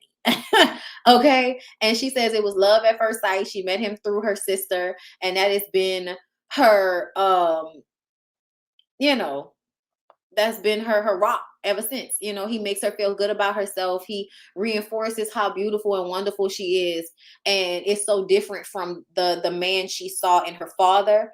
And I'm like, damn, that's what's up. Like, I love that. I love that the love she could not find in her father, she was able to find in her husband.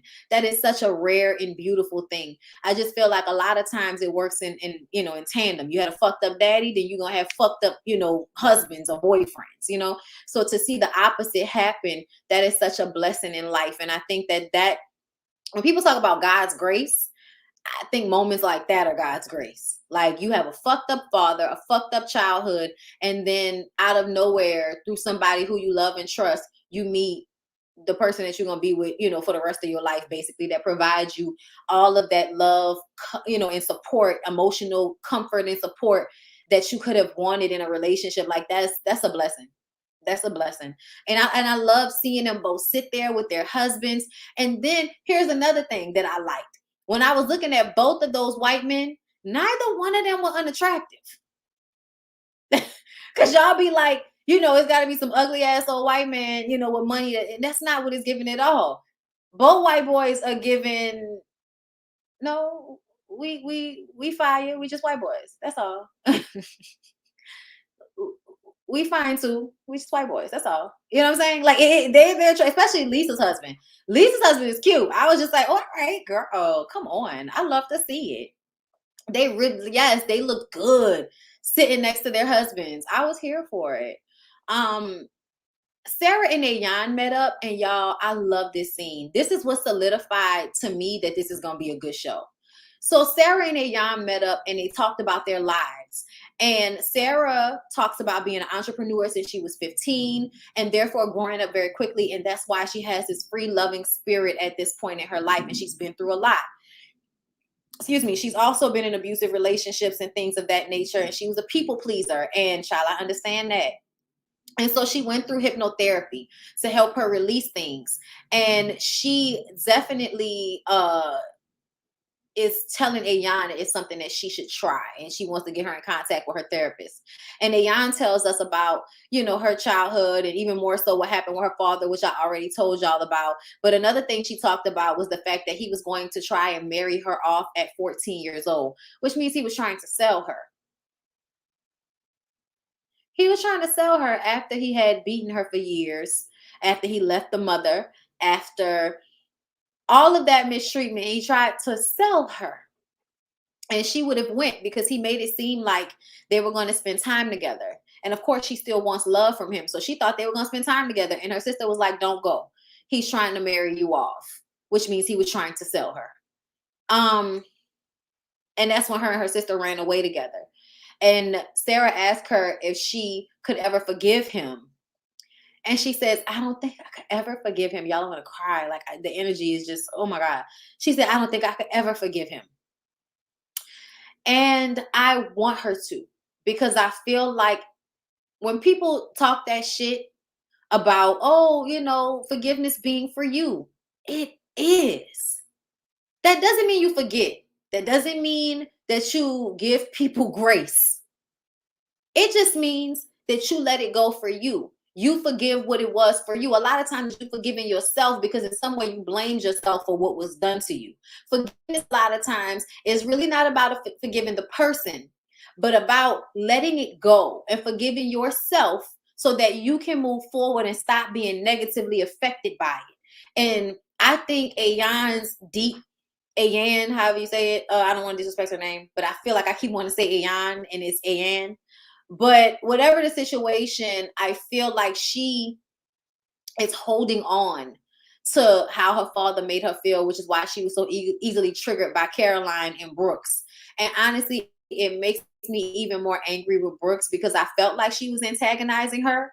And now to find out that because she was left out in respect in her family, it's very triggering for her to be left out now as an adult. And y'all invited her to that party to throw it in her face that she wasn't invited to the previous party, and you were doing it on purpose. And I understand, and that's why she shouldn't have been triggered. They should have been able to have that conversation, like I said, and she should have just, girl, whatever. Anyway, so, you know, had a conversation with somebody else, went and got a drink, came back. Like, she shouldn't have been triggered by it. Ayon. I equals Ion. I don't know. I think it was Ian. I thought it was Ian. Anyway, I feel like at the end of the day, it made me more angry for her, but I still stand behind what I said, because I feel like when you have control of your emotions and your triggers, people can't use them to manipulate you. They can't use them to make you feel bad. And I feel like if you would have released whatever this feeling is that you carry with yourself, Brooks and all of that shit would not have even been able to bother you, which would have left her ass deflated, since she gets so much joy out of pissing you off. You see what I'm saying? So I even love the fact that after Sarah told her about the hypnotherapy and hugged her, it was just a very, it was a safe space. Like, I appreciated Sarah so much, because I feel like from the beginning, Sarah was like, something is going on and I want to help her with that. And I want to help her because I received the help and life is so much better for me now. So I want to help her get to that space too. I have an appreciation for people with that type of spirit, because sometimes it really does take another person showing you something in order for you to release things that you've been holding on to. It's another thing that I feel like is a God thing. God sending certain people who have already been through a certain tribulation so that they can help you or give you whatever you need to let go of yours. You know, so Sarah, like, really, like, even in her body language, y'all, Sarah was sitting next to Ayan with her legs folded. She was like, you know, sitting down, like listening to her, like just her body was in tuned and everything to whatever she was feeling. And I was moved by it. I was moved by how much she wanted to help her. I was moved how much she wanted to share, you know, what she understood now, you know what I'm saying, to help her so that she could release it. And she did not just shun her and be like, she's a bitch, you know, like I think some of the other women have done to Ayan. She was like, no, I feel like something is wrong and I want to help her. I want to, you know, do what I can to facilitate her getting out of that space. To me, that shit, mwah, chef's kiss. Chef's kiss at the end of the episode. And then they were both crying. And she was like, now that you tell me that, I really want to try it. So Ayan even being open to it made me like Ayan even more. Because, you know, sometimes when you come to people and you try to help them, they can get defensive and feel like, but you're trying to act like you know better. And you know, they get real ignorant about it when you really just trying to help them and empower them in some way. And because they are not in a space of receiving it, they look at it like it's a negative or that you trying to sun them in some way. And so the fact that Ayan was able to receive what Sarah was giving her, and I think it was because Sarah also shared her own shit and had her own understanding of what she was going through. I thought it was beautiful. And you know, at the end when she was like, you know, Brooks is always telling me I need to go to therapy, but I feel like Brooks needs to get her money back because it didn't work. And they were able to laugh and like release the energy. And I just thought it was beautiful. And I thought her joke about Brooks was absolutely right, because therapy is not working if you are sitting at a table with someone you call your friend and actively trying to make her feel bad because it tickles you. Your therapy not working.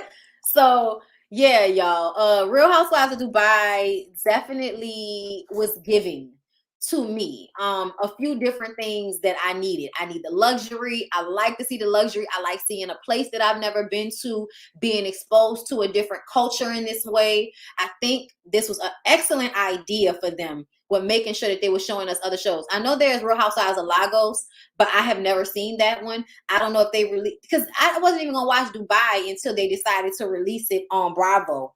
And I was just like, okay, well, I'll watch it and see how I feel about it. But I haven't been back on Peacock since I watched that first girls trip shit that they was doing. And it was cool, but I was just like, all right, I'm all right. So, and then I tried Miami. I tried Real Housewives of Miami, but they had the old seasons on there and I wasn't interested. I wasn't interested. So when this came out, I was like, you know, but this has me making me feel like I want to go look at Lagos. But they skin bleaching on Lagos. Okay, never mind. Because that was one thing that I loved about Ayan. Y'all, especially in that last scene, she had the curly fro on and her skin was so smooth and dark and beautiful. Like I was looking at Ayan like, damn, bitch, you is gorgeous. Like that model pretty shit. But this is what when I tell people all the time, I feel like, and I say this on Twitter, and this is what made me say that. Y'all, I know Black women, I know y'all love straight hair, but a lot of times I think Black women look ethereally beautiful when they have textured hair or some type of big hair, because I feel like that's what we're supposed to look like. We're not supposed to have flat hair. So you looking at your beautiful Black big features with flat hair makes you feel like you don't look good. But if you have your beautiful Black big features with curly big hair, then it all kind of goes together. You see what I'm saying? And even though I feel like she doesn't have the big features, you know, she's Atrian, so they have the dark complexions and smaller features, kind of like my mom. But ultimately, still something about the big hair. So it's something about the hair not being flat. It does something for me. So let's see. Hold on. I saw her egg and she had shaved her hair low. She looks out of this world. Yeah, because she's all face. She's all face. I love it. Yeah, I kind of want them to get into that combo on Young, Famous, and African. I'm still trying to see Kanye as her original self. Yeah. I feel like her original self looked more like Kendra G. And now I don't know what's happening. Yes, Iman and Naomi. You know what I'm saying? That's exactly what her face is giving. But the big, they always wear the flat hair and it just doesn't give the way big hair gives. You know what I'm saying? And it's because that's what we're supposed to look like. You know what I'm saying? We're supposed to be like, you know, we're not supposed to be like, we're supposed to be like, you know, it's supposed to give big. You know, the Black girl's supposed to give big. You know what I mean? In every way. In every way, the Black girl's supposed to give big. So let's go ahead and move on to Real Housewives of Atlanta. Before we get into Real Housewives of Atlanta, I'm gonna need for y'all to like the video. 590 of y'all in here. That's not enough. Like the video.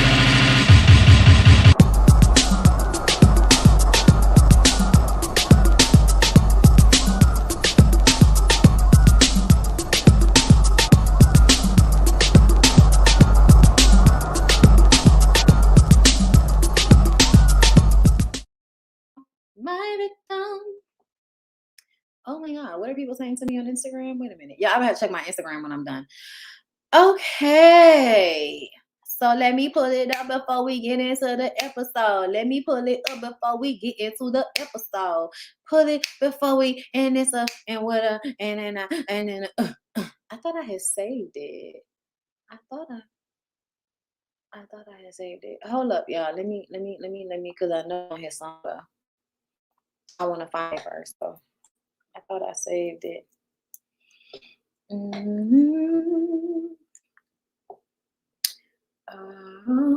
Omarion versus between him and Mario. Oh my God, Omarion's gonna win, but I want to see it. I sure do want to see it. Let me see. Ooh, and a chill. I'm trying to see. Where did I see it? Did I see it on Neighborhood Talk? That's probably where I saw it. I'm trying to find this most recent clip, y'all, that Candy did. I thought that I had saved it. And now I'm getting aggravated because I thought that I had saved it. All right, y'all. I thought I saved it, but I didn't, and now I can't find it. Let me try the shade one.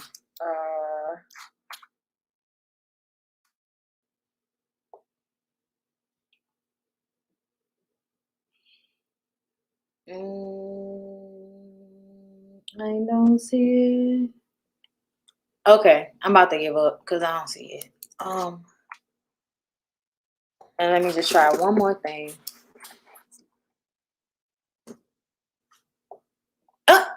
Shout out to the Peach Report Daily. Oh, all right.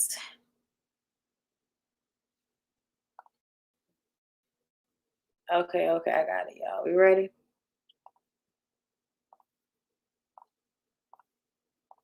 That's so funny, y'all will comment Peach Report Daily. The shade assassin. Miss Marlowe did an interview recently, and you call her the shade assassin.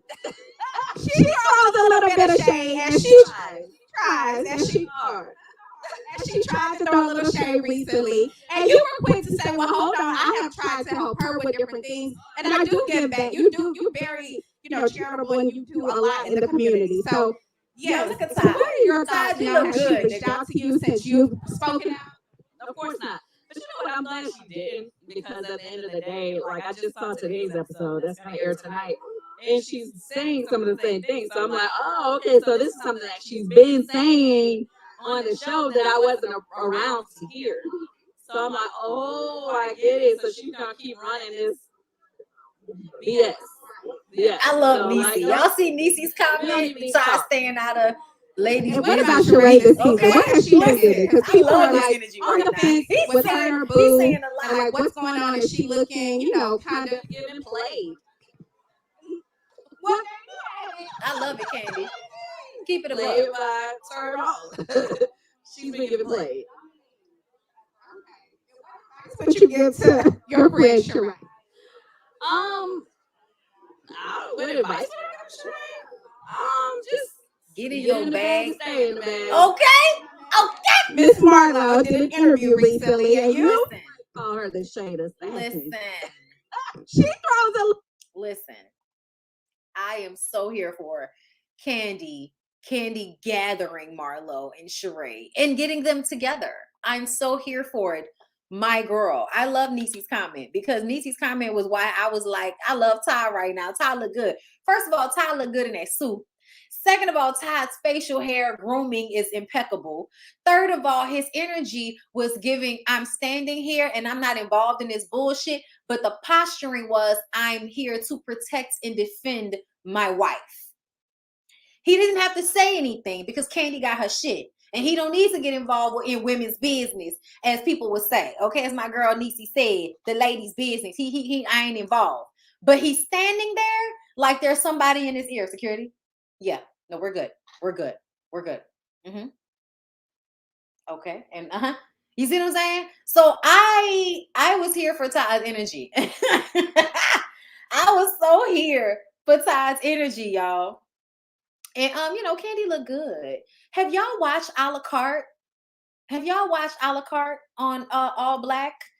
Let me tell y'all something. I told y'all how much I've already talked about Erica once today. Okay, so I love Erica. But Erica, you need to go watch a la carte on All Black if you have it, B. Okay? Because I know you feel like Candy doesn't have any sex appeal. But bitch, me and all my homegirls was in this bitch glued to the TV watching Candy on a la carte, fucking on Jessie Woo. Like I'm just saying, it was giving something in that. Child, it was giving it something on that.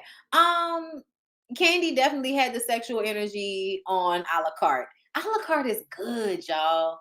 I'm gonna tell y'all, it's a good show. I've been like keeping up with it and like going back to see what the new episodes are coming and all of that. Like, it's a good show. Candy made a good decision with being on that show. But yeah, it's got Kendall on there, Jessie Woo is on there, and some other like actors and actresses who I've seen before and some that I didn't, but it's all really good. And Candy is basically the lady that owns the sex store who's fucking Jessie Woo. Okay, she had Jessie Woo get the area between her asshole and her vagina pierced. And I was just like, I didn't even know that people get that area pierced. How does that feel? But then Jessie Woo met a guy who was into that type of thing, and he had a Prince Albert. And then that had me thinking, okay, so what do Prince Albert? I never realized that when men get penis piercings, those piercings actually feel good inside of the woman. I had no idea because that shit looked like it would hurt. But apparently when I Googled it, there are at least 4 types of different piercings that men can get around their penis that makes the sex pleasurable for women. I had no idea. I had no idea. All Black is a streaming service. I think All Black took over.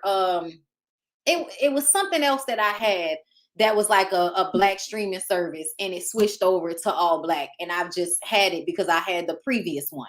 But I watch All Black on Amazon Prime. So if y'all have Amazon Prime, y'all know how Amazon Prime will give y'all the different apps and stuff. If you don't have Roku or something, try going on Amazon Prime and looking for All Black as a channel because it's on there, and that's where I watch it. But a la carte is really good.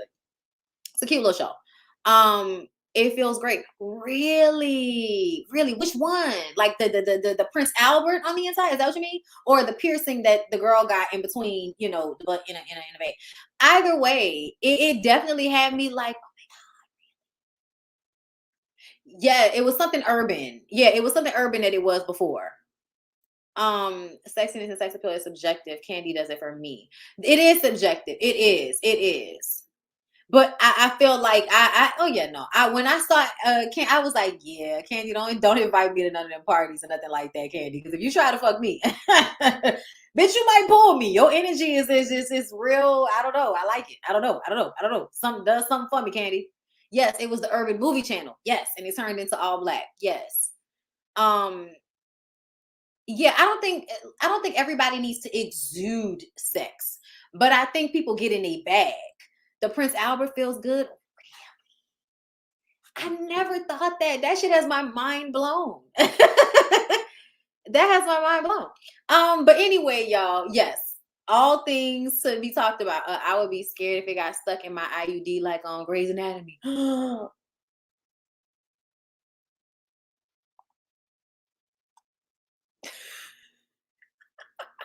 Yeah, no. If you have an IUD, you probably shouldn't do that.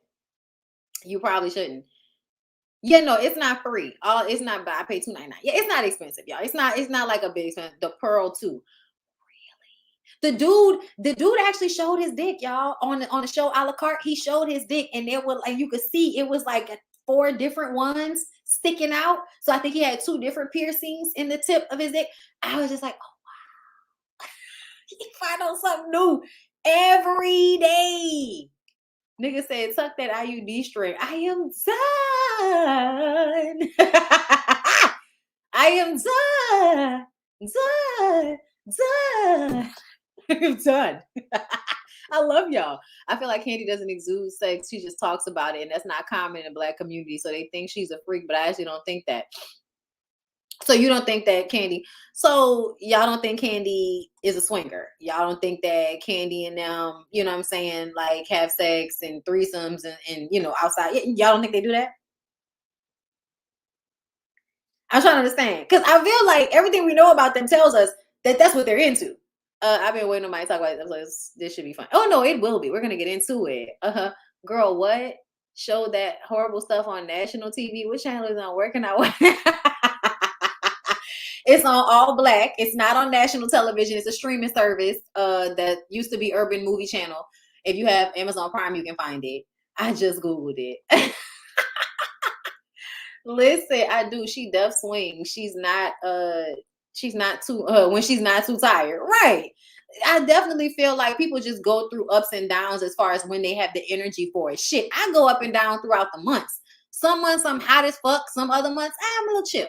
You know what I'm saying? But ultimately, I feel like, whatever you're into, you're into. Just because you a swinger doesn't make you freaky. Okay, well, I don't know what freaky means then. I felt like freaky meant you don't just have regular sex all the time. It's not just man, woman, missionary sex. I thought freaky was you like to have sex with other people. You swing, you bring in toys, like I thought all of that was freaky. I don't know what freaky is no more than then. Oh, shit. Well, maybe I'm not freaky then. I don't know what that is. I don't get sexy, or that's crazy that y'all don't get sexy. I don't get that. I don't understand. I don't know. I don't know what everybody's looking at. Like Candy used to always make songs about like fucking like like what? I don't know. I don't know. I don't know. I don't know.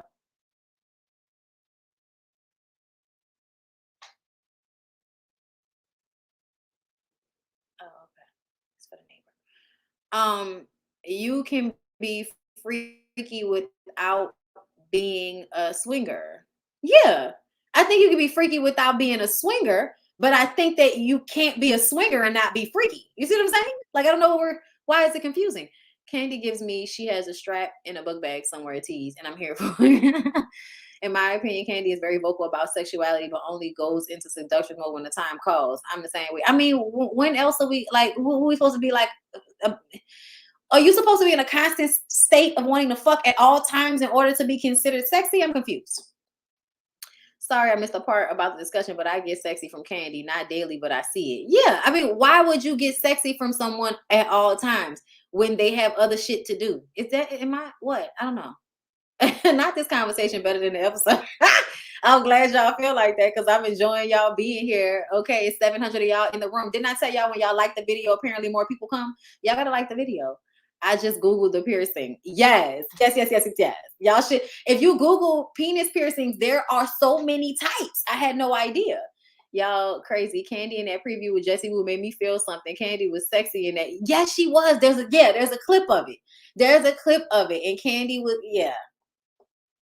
That's why I was like, I don't know. When I tell you it was me and 3 of my homegirls in here and I had it on and we was all like just in here talking. And Candy and the girls started doing something. Everybody was like, I mean, it was quiet. We were just all in here watching like, shit, I'm hot now. Fuck. I don't know. Right. She had a scene with A speaking Chinese. Of course she ain't sexy then. That's what I'm saying. No, she's shady as fuck. The most sexy thing she does in bed. Yeah, I don't know why y'all see Candy like that. I don't know. That's funny as fuck. But no, I definitely feel like she's somebody that, when they get in their bag, they get in their bag. They get in their, in the mood for it, they get in their mood for it. But excuse me. I don't think people are. Candy has presented sexually a lot of times on the show. Nobody's doing that. Like if they're not really like that. So I don't know. I don't know what everybody sees. Oh, also there's piercings that vibrate. Wow. Listen, there's a time and a place for that's what I'm saying. Right. This is very interesting. I love this conversation. Let's continue to the episode though. All right. 700 of y'all in here. We're getting into Real Housewives of Atlanta. Let's do it. Candy seems like she will have you sprung. Can't have no fling with her. She. I could. I'm a Gemini. Okay, I'm a Gemini. I don't like nobody as much as I like my motherfucking husband. Okay, there might be at least 1 or 2 other people that I might like enough to be around them like that. But other than that, like, no. So ultimately, you could flow me out. I'll come visit. We can have a good time, and I go back home. Like, okay, I feel like it would definitely be like, shit. I just want to get invited to a party, and then we could see. I get invited to a party, and then we can see how the energy goes. And if I'm feeling it, then I'm feeling it. And if I ain't feeling it, then I had a good time and it was a bop, it was an experience. And you know, shit, I might want to come to another one. Hit me up again. Okay. All right. Listen. So y'all, Kenya and Marlo talk about doing something for, why do people keep calling me a sniper? Not a sniper, swiper, no swiping. What? What's going on? What's going on? What are we saying? I don't even understand what that means. That's because you're a sniper, Monty. What is a sniper? Bring in the NDA, baby. Listen, bring in the NDA. Candy posted the clip on her Instagram page. Right. Yeah, Erica thinks she a pillow pal. Listen, I feel like there are times, like, because I feel like there are times when I just kind of lay down, but I don't need to do anything. I do a lot when I lay down. Trust me. I do a lot laying down. So I personally feel like, I just think it depends. Because sometimes you don't want to just be laying down. Sometimes you want it from the back. Sometimes you want to be, you know, sitting up. Sometimes you want to be in a different space. But sometimes I absolutely want to lay on my comfortable ass bed on my back and get this missionary shit with my vibrator. What are we talking about? Like at 1 o'clock in the afternoon. Absolutely. Like, listen. I just think pillow princesses be on there all the time. And I don't think Candy is a pillow princess all the time because she's bisexual. Like, in fact, to me, any woman that has sex with other women is not going to be a pillow princess, because that's not how being with other women works. Like, when you're in sexual relationships with other women, especially real sexual relationships with other women, not that, oh, touch me not bullshit. I'm sorry, y'all. That's bullshit to me. I don't want to have sex with somebody that I can't do shit to. I want to stimulate you as well. Like, that doesn't make sense. Like, you know, sex is supposed to be a mutual experience for me. Okay. You need to deal with whatever trauma that you got going on. That means you don't want me to touch you in certain areas. That's a trauma situation. I don't want to deal with that. That's fine. But, you know, do that on your own time. I want somebody that want their shit touched like I want my shit touched. Okay. Like, I need that to be reciprocatory, because I like touching like I like being touched. Okay. So, yeah, like if she's been with women, she's not going to be a pillow princess all the time. She's not going to be lazy in bed all the time, because it requires you to do shit. Being with women requires you to be inventive. I'm going to just tell you, like, y'all see shit on porn nowadays. We have to figure out a lot of shit for ourselves. Like, when I was coming up having sex with other women, yeah, like, they think all you gonna do what? Eat, you know, finger and you know, dildo. A lot of us didn't do dildos. A lot of us was virgins for a long time. So we didn't do that shit. Like, that wasn't always a go-to. Now that you're an adult, yeah, different. But when we were younger, no. So you had to figure out shit to do and how to do shit. Okay. So yeah, like, listen, I ain't gonna tell y'all too much more about myself, but I'm just gonna say that, you know, it was a few times that I had to show people some shit. You know what I'm saying? Because you have to figure stuff out. Like, you know how everybody be all about, you know, the Rose vibrators. Oh my God, the vibrator with the dick at the same time. It's like, girl, what? Is that new? But because I was coming from being with women, so the vibrators was always a part of the situation. Like, any dude that I was with, if you was on some shit that we can't do, you know, if you can't do both at the same time, what are we here for? Okay, like, I need to be able to do it all. I want to do it all. I want to do toy. I want to do regular. I want to do all. I want to do it all. So don't feel constricted in this situation. Okay. So yeah, girl, you gotta be real inventive when you have sex with women exclusively, and you know, or not even exclusively, just as a part, you know, just as a practice. Like, you just gonna be doing different shit. It is what it is. If y'all notice, like, porn, lesbian porn, they be like, it be Google sex toys, it be a whole bunch of different positions.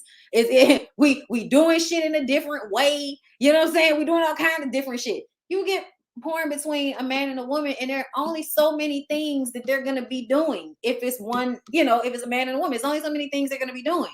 Like, you know what I'm saying?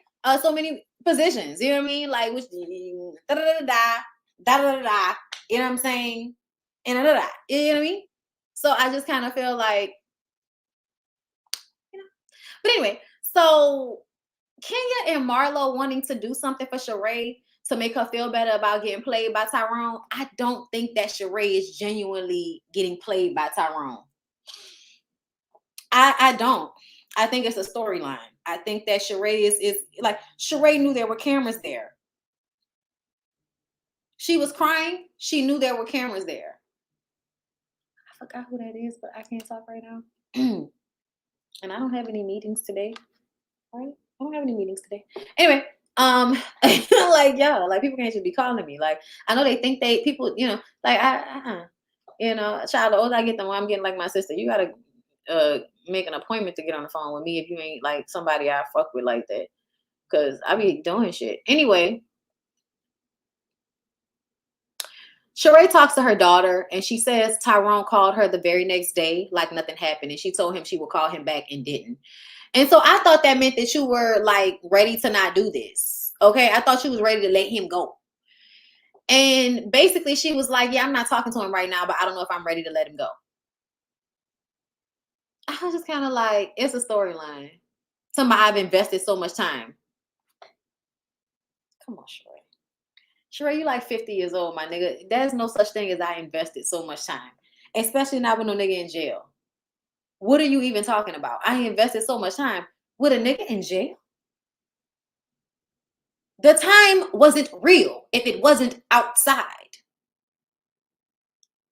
It doesn't matter what was being said when he was in jail. Like, Sheree, you're saying shit that I feel like you know better than. Because we've seen the way you move in life. So based off the way you move in life, I cannot possibly believe that your emotions and head are gone over a nigga in jail that you haven't really spent that much time in the same space with in order for you to feel like this. And I know they were dating beforehand, but they weren't dating beforehand to me for long enough. And then even if you do feel a way about a man, he goes to jail, girl. And you 50 something years old trying to maintain $1 million house that it took you 5 fucking years to build. If you think that I think Sheree is in this shit with Tyrone for anything other than a bag, no. You got me fucked up. I'm sorry. I don't.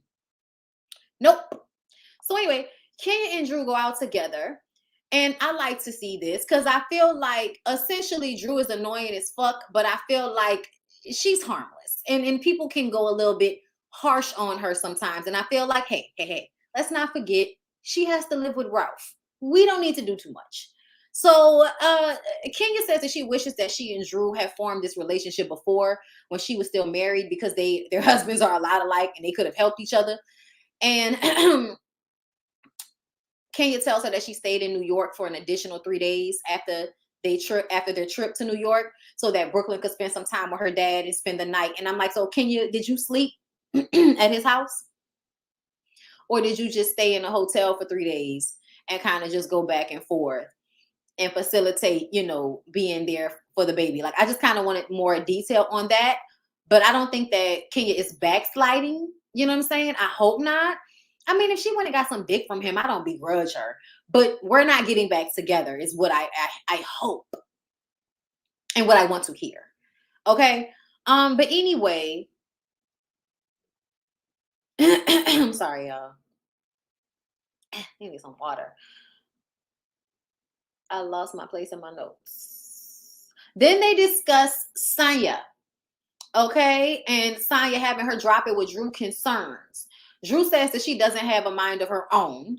And Sanya uninvited Drew to her Mommy Nation photo shoot because she felt like they were going to have the conversation about what they talked about. And she didn't want to have that conversation at her photo shoot. So she, was planning something else that was a little bit more casual. I'm not mad at Sanya about that. I'm also not mad at Sanya for only inviting Kenya and Candy to this photo shoot. I'm upset with her for not letting Kenya know that she was supposed to be modeling. But I think Kenya is like, girl, at the end of the day, modeling for your line is an extra fee. on top of being here to get my Real Housewives of Atlanta check. But I guess if she was already there to collect the check, it didn't matter anyway. So fine. I'm getting paid good enough to be here anyway. I might as well take pictures. Bitch, I'm pretty. I like taking pictures. Let's just do it then. Okay. But I wasn't mad at Kenya for being like, girl, you did not procure me. You did not pay for me. You did not put in a deposit for me to model for you. And to use the platforms that they both, I mean, they on the show together. So it don't really matter. But yeah, Sonya, I don't know. It was giving I'm using people. And I don't know if that's what it is, but that's what it's given. Sonya is giving I'm using people. It gave I used Drew, and it's giving now I'm trying to use Kenya and Candy. So I don't know how I'm really feeling about Sonya at this point. When Sonya was on her show by herself, love Sonya. But girl, I don't know how I feel, because I still feel like with Drew, she could have just waited a little longer. Like, it just made you look like you were thirsty to throw her under the bus so that you could hurry up and form your friendship with Kenya and Candy, who you viewed as more valuable to you in this setting. That's what it felt like to me. Versus if you would have just played it back and waited, because Drew was going to give you an opportunity for the beef to be between you and her. Instead, because that's what she always does. Like, I feel like at the end of the day, you could have just waited, and then you would have had a real reason to have beef or to, remove yourself from Drew's situation. But you don't have no real proof that Drew isn't doing anything as far as, bad business when it comes to Drop It with Drew. You don't have any evidence of that. She is misleading the public by making them think that she is the head of this and she put this together. That's not what it was. You're a spokesperson for something that was already created. Shout out to my homegirl. Y'all, I forgot, comment and let me know who it was that commented on the forum on the website and gave us all of that tea on Drop It with Drew, because Drop It with Drew came from another program, and they basically are just using her the same way Kiara LaShae uses me. Like, and I'm not like, no, not in the exact same way, because that's her business. But what I mean is, I do somebody else's shit and I promote it because it's what I'm doing and I get paid off of it. But I'm just a face. I didn't create any of it. Like, I didn't create any of that girl's workouts. That girl created her own fucking workouts. Okay. And I just do them because I love her and I love her content and I get paid off of it. I promote it. That is what Drew is doing in essence. So I don't know why she's expressing it to people in any other way other than that. Other than to put 20 on 10 and make herself seem better. And that's what she always does. Just like I think she did the same thing with LeBron James. I think she definitely probably talked to him or dated him. That had been talked about before. This wasn't the first time that was brought up. And so I believe that that's true, but I also believe she put 20 on 10. I just do. But yeah, I don't think Sonya has a real reason at this moment to have an issue with Drew in order to throw her under the bus in front of the other women. It seems stupid to create a beef with someone on behalf of other people who she in fact will, go back and forth with. So speaking of the Mommy Nation photo shoot that Sonya threw, Candy got there first. And she's shocked that Drew was uninvited. And Kenya gets there. And, like I said, Kenya didn't realize that she was modeling. And then they felt the way about being models for her Black Friday sale. Like, they felt like it was shade because Black Friday, like, girl, what? Like, if you were doing, if you were coming out with something and, it's a special thing, like, a special edition or whatever, it would have made them feel, I guess, less fucked over, less scammed. Okay, because it felt like we got scammed to show up and be our expensive, rich selves being models for your Black Friday sale. Yeah, using. Sonya says that she connected with them the most. Did you? Or like Marlo said, did they have the most followers out of everybody? She invites them to a cool space so her mom can cook some Jamaican food for them, but she's not inviting them to her house, even though Candy wants to see how she lives. I want to see what your house look like. I want to see how you live. But no, because she don't have all her furniture yet. Okay, so she's going to invite them to a different space so that they can cook and eat and, discuss things. And I think she was hoping that she and Drew would be able to work things out in that space instead of here at her photo shoot, which is technically business for her, right? This is Kenya being messy. Even though she said that you don't have a mind of your own, you still want to make up with her? Kenya. I thought you and Drew was cool, bitch. You know, like, I understand she was keeping it a buck and she doing her job on this show. So I'm not mad about it. But it was definitely like a damn bitch, did you have to throw that out there moment? But I like the fact that Sanya was just like, yeah, all that. We're going to talk about it. I appreciated that. But later on, Sanya told her mama that she don't know how she feel about Drew, since, you know, Drew won't be sitting up here talking about she don't have a mind of her own. You want to meet Sanya? We're going to meet Sanya. I'm like, Sanya, we know your name. You don't have to keep saying it over and over again like it's two different people. We got you. We got you, sweetie. We know.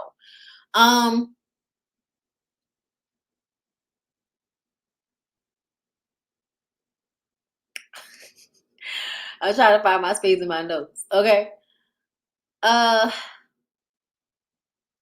Kenya tells them about Sheree being ghosted by Tyrone and crying at their table on the street. And they were wondering if he's messing with another woman. Candy put that out there. Candy was wondering, is it because Tyrone is fucking with another woman? And he was at his other woman's house? Is that what's going on, Sheree? Which I kind of feel like fair game, bitch. You've been insinuating that Ty been cheating on Candy this whole fucking season, and we ain't even that many episodes in. So at the end of the day, I am so here for everything that Candy is putting down as far as the mess is concerned. Y'all asked for it, I'm gonna give it to you, bitch. You're getting played like a soybean burger, bitch, all up and through. And I don't feel bad for you because you're too old to be entrusting your life with a man that is in fucking prison and then got out of prison and played you to the left. Didn't call you, didn't text you, didn't stop you from coming. Let you come and sit on the sidewalk and cry. If that's the truth, which I don't believe. I believe you already knew what it was between you and him. Just like you know, walking around your house in your pajamas, your expensive pajamas with your face beat, acting like you sad. But Marlo can't seem to understand why Kenya had makeup on before she was supposed to come and meet Marlo and Sheree. But Sheree walking around her house with no expectations to be going anywhere in a full beat in fucking pajamas. Girl, bye. Anyway, everybody knew what the fuck they was doing. Everybody knew we was taping today. Stop it, okay? But Marlo is trying to get this little, you know, cheer Sheree party together, and she has the Fendi shopper to come through so Sheree can spend money she don't have. I'm just playing. She's gonna make that money with this season. She got her full peach. She's gonna make that check. Okay, she can afford it. I'm just playing. Okay. And Drew comes and drops some things off when Kenya calls and says that she's not feeling good. Now, to me personally, you could tell that Kenya wasn't feeling good. You could tell. And Kenya had been talking about the day before that she was just kind of feeling weird. In the age of COVID, if somebody say they don't feel good, let them stay their asses home. Let them stay their asses home. Okay. I don't understand why Marlo had to make it seem as if it was a big deal. You know what I'm saying? Because I don't feel like it was that big of a deal that she didn't show up. The day was supposed to be about making Sheree feel good. So ultimately, if it was about making Sheree feel good, you know what I'm saying? Then that's the whole point. So Kenya sent Drew over with whatever she was supposed to be bringing, and so Drew could help her create the cupcakes and all of that. And so, you know, it still was supposed to be what it was. But to me, I don't feel like Marlo is a genuine enough person to do something like this just to make somebody feel good. So to me, I felt like she was doing it because, first of all, she wanted to film. I think she needs to endear herself to the other women. And Sheree is new this season, just like she is. So why not use Sheree, you know, have her on my side? I think Sheree felt the same way. I think they all knew that the new girls coming in could possibly team up against the OGs. They were going to take some type of standpoint. Hold up, y'all. They were going to try to take some type of standpoint, you know what I'm saying, where it was going to be them against Kenya and Candy as the OGs and the two, you know, most impressive and accomplished out of the women on the show. Everybody's playing, you know, the position, I guess. And you need for Marlo and Sheree to be on their villain shit, basically. I just think that they're going too far with it because I feel like essentially Sheree is going to act like everything that Candy does is, you know, showing that she's not a good friend to her. So then when she goes to treat Candy like shit out of nowhere, it'll all make sense for everybody. And I personally feel like it's bullshit. I feel like Sheree and Candy have never been that tight. They shouldn't be that tight. You were that tight with Kim Zolciak, bitch. Don't come back over here acting like, well, Candy, you and I are friends, so I expected more from you. And girl, kiss my ass. Girl, kiss my ass. You know good and goddamn well we ain't friends like that. That's how I feel like Candy be looking at Sheree every time Sheree say shit like that. We on the show, I'm gonna let you, let everybody think we cool like that because we do have history. And, I got love for you, but we not cool like that. And let's keep it a buck. We know she not. Like, they're not in a space where Candy is going to hit Sheree up, care about Sheree's feelings like that, because they're not friends like that. Sheree is not loyal enough for Candy to feel that way about her. And that's just what it is, as far as I'm concerned. Okay? Sonya and her mom go shopping, and she tells her mom that she doesn't know how to feel about Drew since she told Kenya she doesn't have a mind of her own. And, she's going to know Sonya. And Sonya's mom says she don't want none. Okay? Drew don't want none. Drew goes over to Marlo's to help with Sheree's party. They talk about Sonya just disinviting her to the photo shoot, and then inviting her to this other thing later on. And Drew saying that, no, if I'm not invited to the photo shoot, I'm not coming to nothing else. Okay? And that's that on day. Because she can't be fake. And Marlo was just sitting there like, okay, girl, well, I think you should go and say how you feel. You know why? Because you need to get your check. That's Marlo's mind. And another thing is that you are fake. You lie. So you can go and have a conversation with her because you are fake, Drew. Like, I'm sorry, honey, but we know you're fake. You're fake. You lie. You put 20 on 10. You can sometimes be a tad bit disingenuous. Like, we know that. Okay. Anyway, y'all. Oh my God, I'm hungry. I'm supposed to be going to the gym. I ain't even eaten nothing yet, child. Let me order something to eat before I go to the gym. Because I ain't going to be able to lift no weight like I'm about to go lift if I don't actually get me some damn food in my system. Like, I'm still, starting off too late in the day. And I don't feel like just eating a protein shake. Some motherfucking jazzy tenders. I ain't had no jazzy tenders in like a week. Hold up, y'all. I'm coming. Like the video. Please and thank you. Okay, I appreciate y'all. Jazzy tenders and what else do I want to get? I'm sorry, y'all. Y'all know, like, I've been on here for 2 hours. Don't judge me. I'm starving. Okay, and some gumbo. Need some gumbo. Okay, and some gumbo. All right. I should have got a salad, but no, it's gonna be all protein in this bitch today.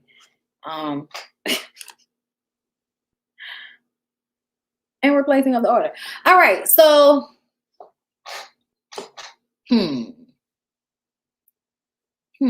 Sheree gets to Marlo's house.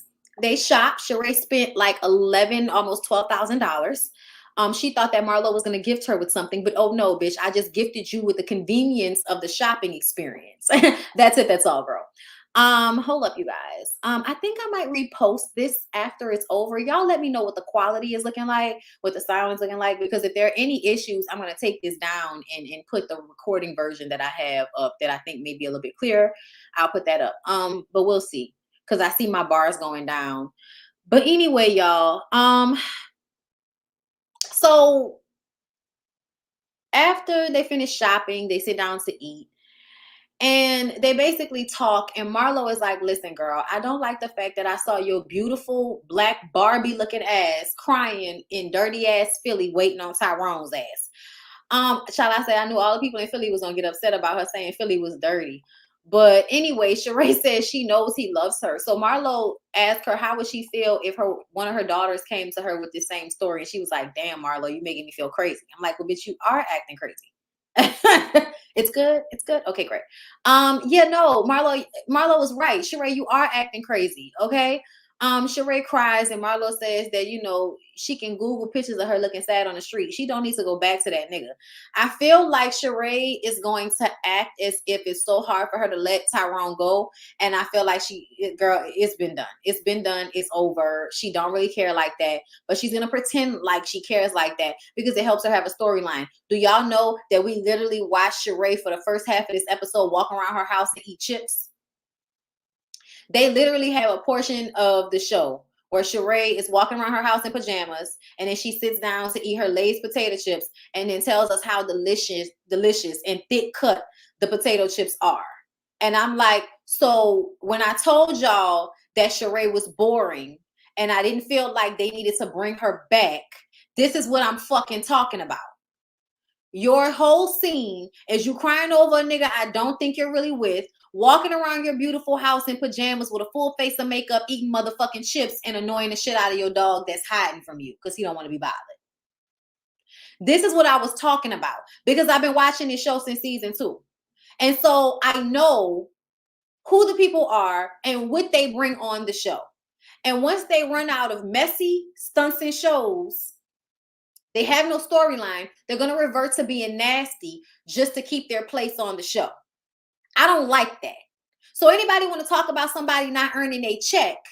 I feel like it's the girls that come in here with no real personal storyline going on and want to read all nasty like so that they can make a fake splash on the show.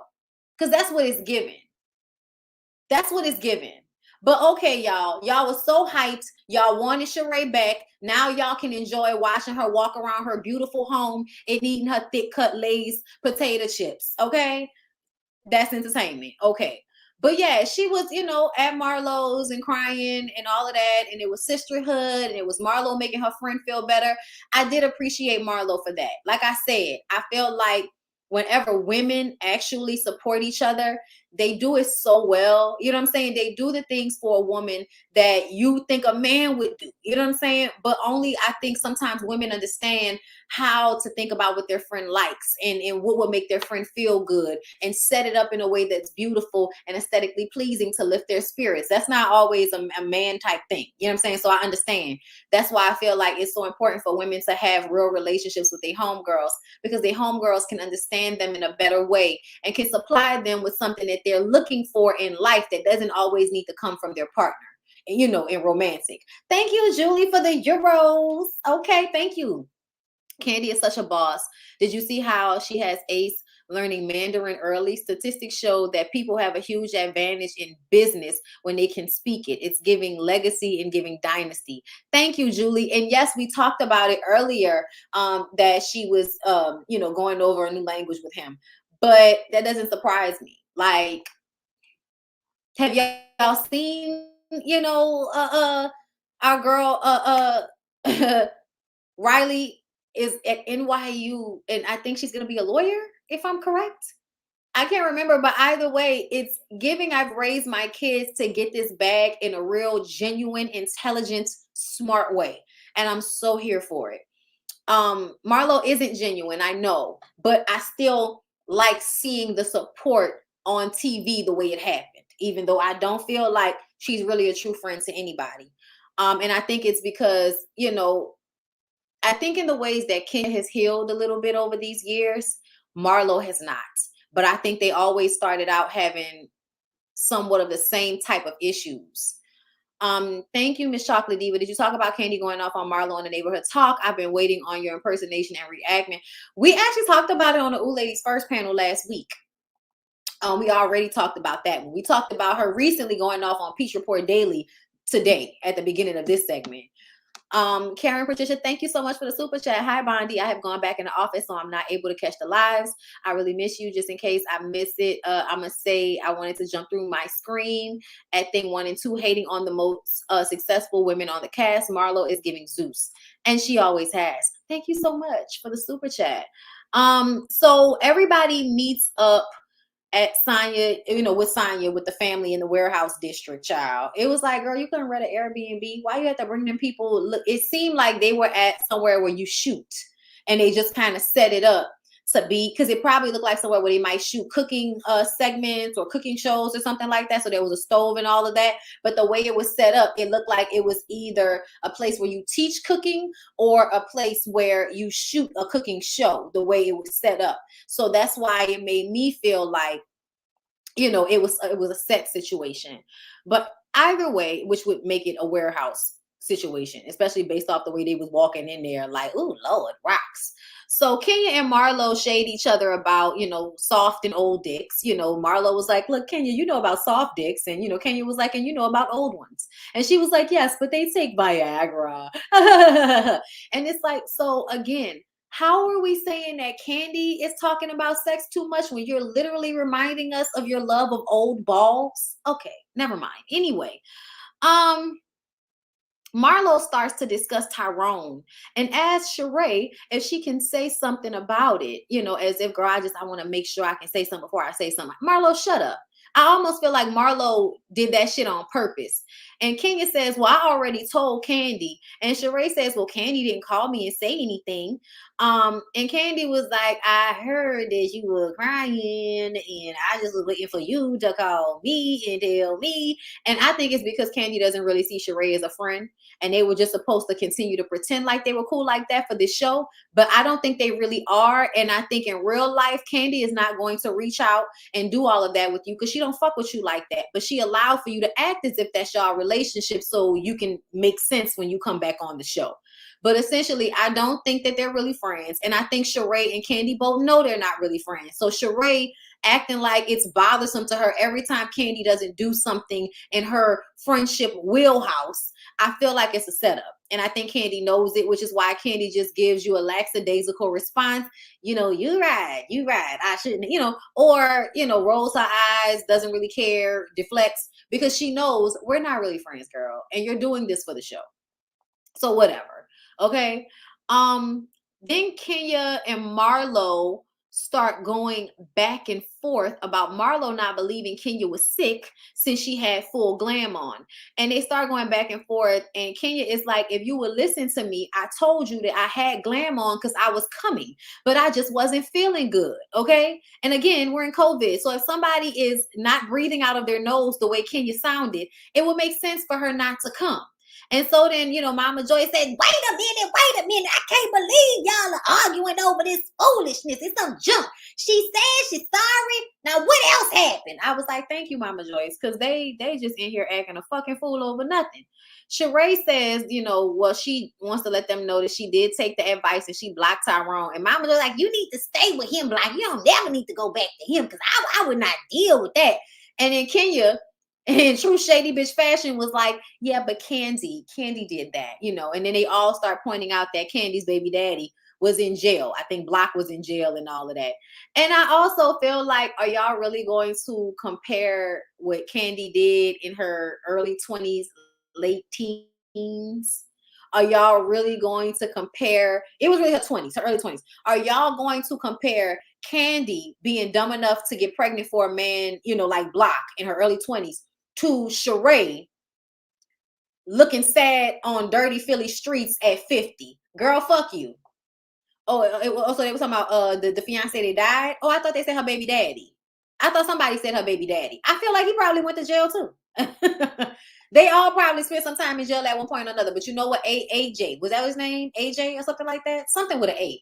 But yeah, he was out of jail when they got together, and he was a nice guy. They broke up, and then unfortunately he passed away. Okay, and then Candy was very hurt by that. I remember when all of that happened. That was when she did that song, flying above all the haters. You know what I'm saying? But I also feel like I feel like Block went to jail too. I thought both AJ and Block went to jail. Right. I think it was them both. However, can we talk about the difference between what AJ was given? Like, AJ was actually in a relationship with Candy. They were actually like living together at one point, if I remember. And then they broke up because I think he was a cheater or some shit like that. Either way, I feel like Candy going through that even in her fucking 30s, that situation still was not the same as Sheree going through love after lockup at fucking 50 with a nigga that paid her. Like, that's what we're talking about. Candy's situation with AJ was still different. AJ was still with her. Yes, they were engaged. That was a real relationship, y'all. Because I feel like Candy was with AJ when she came on the show. So that was a real relationship. He was just a hoe, like a lot of these niggas are. And she wasn't about to take that. But yeah, they were in a real relationship. Kenya, thank you so much for the super chat. I also think Candy is uncomfortable with emotional situations. She seems to avoid those kinds of things. Yeah, you could tell. Phaedra started her beef accusing her of not being present during her issues with her husband. That was bullshit to me. I feel like you wanted them to ostracize Apollo. And because of Todd and Apollo's friendship, Kandi wasn't going to be like, he can't come by my house. He can't, we're not going to do that. So essentially, I feel like that's what pissed Phaedra off with Kandi. The fact that she felt like Kandi wasn't completely choosing sides the way she wanted her to. But their relationships and friendships were too embedded in each other at that point for them to, like, was Kandi real? Like, how Kandi supposed to dictate who Todd friends with? Like that, you know, I think we can all tell that Kandi wasn't really friends with Apollo like that, but that was Todd's friend. You know what I'm saying? Sheree is saying Tiba from Love After Lockup. That's embarrassing as shit, but that's more so what it's giving. Yo, not Love After Lockup. Listen, that's what it is. Let's not forget Sheree will be sitting with Apollo this season.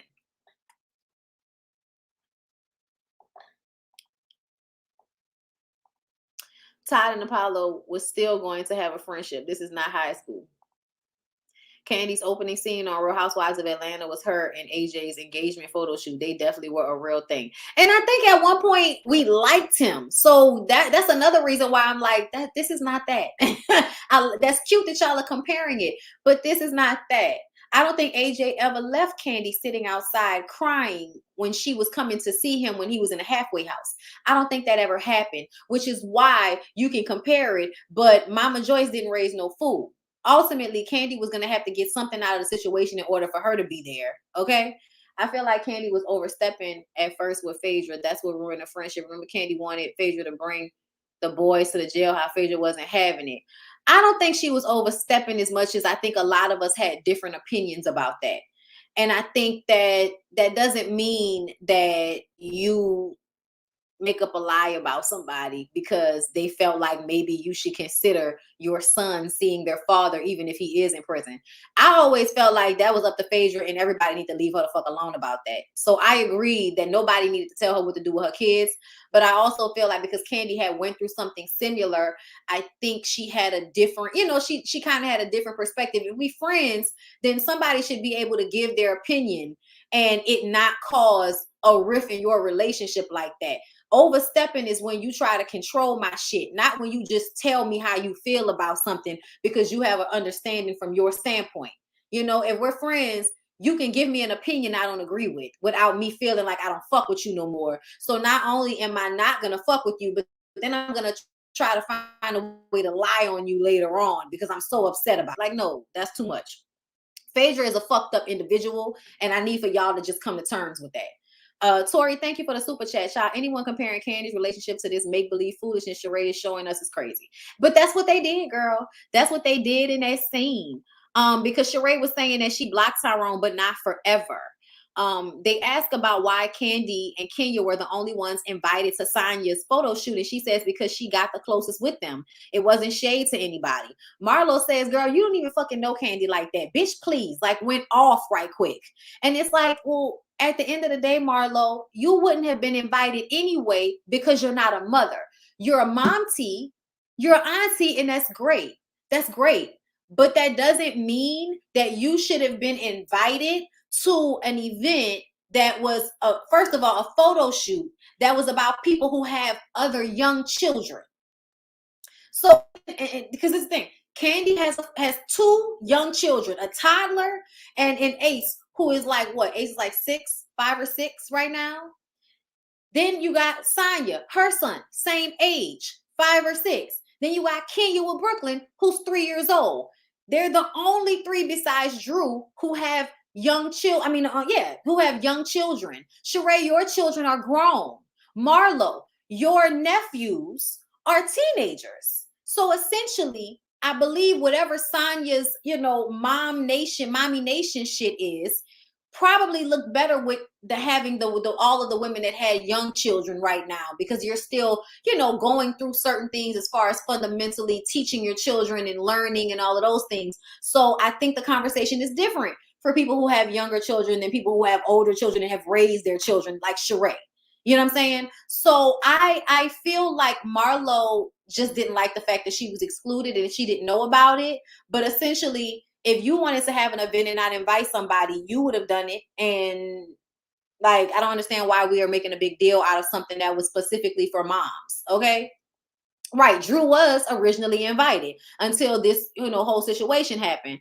And at first they thought that Drew wasn't coming. And, Sonya was like, I'm not going to beg her to come. But y'all know we see Drew show up eventually. However, Marlo and Sheree went outside. Marlo and Sheree went outside so that they can have a conversation about Candy and talk about how Candy is a hoe. Marlo said, you don't even know Candy, bitch, please. And then she and Sheree go outside to talk about Candy being a money mommy and how she is a hoe who fucks for free and her pussy is whack, which is why she married under her tax bracket. Okay, so let's break that down, Marlo, shall we?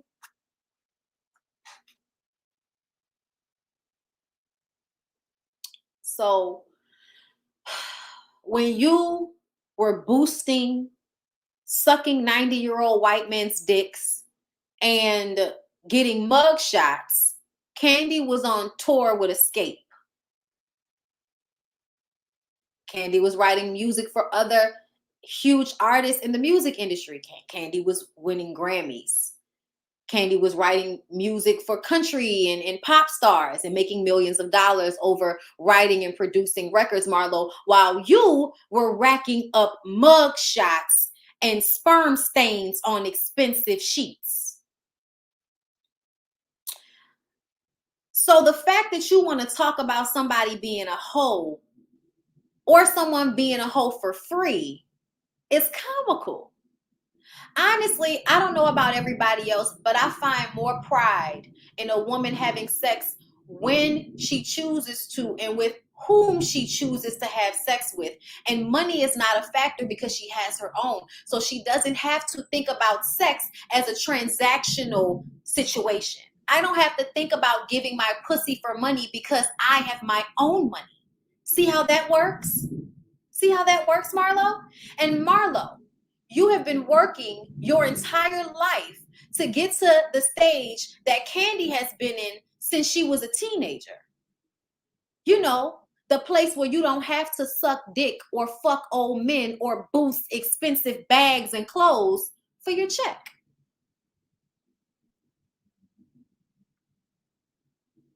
Now you don't have to do that. Now you're finally at the place that Candy has been at since she was a teenager. You finally accomplished it with her help. So it's amazing to me how you would not even be in this better space in your life where you don't have to sell pussy the way you used to based on what you tell us. Because we didn't get this information from nobody but you. So if I'm wrong, then bitch, I got it from you. You do not have a better situation. Your life is not better. You are not smarter. Your pussy is not better.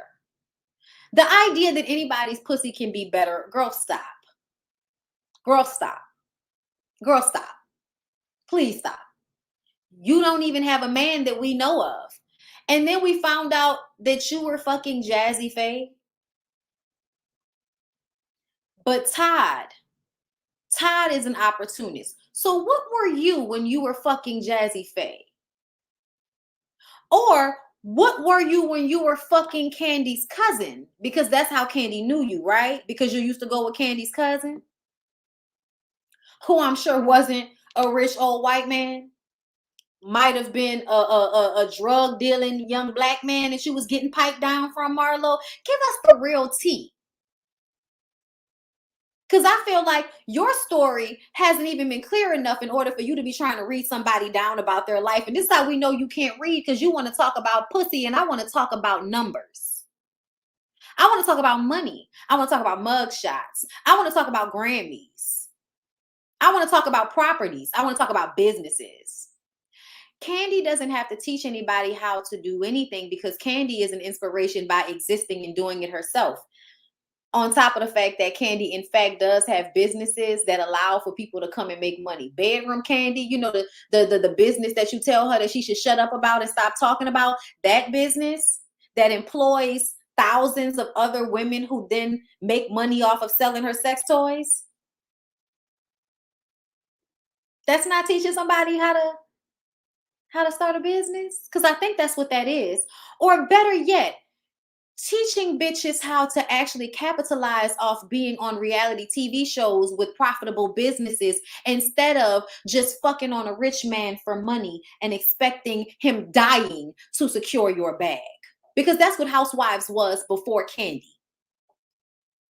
Nene was waiting for Greg to die back then.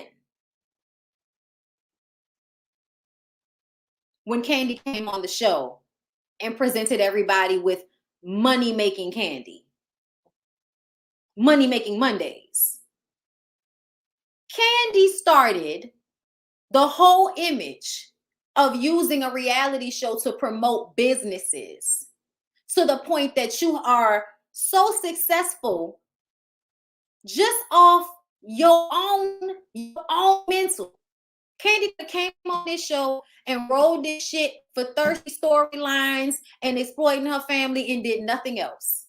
She could have done that because that's what the rest of you hoes did. That's why Sheree took 5 years to build a house and had to find money to pay people because she didn't use this platform right when she was on it.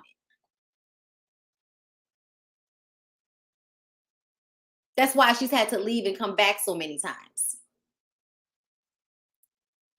That's why you weren't even considered of caliber to get on this show until Kandi fought for you.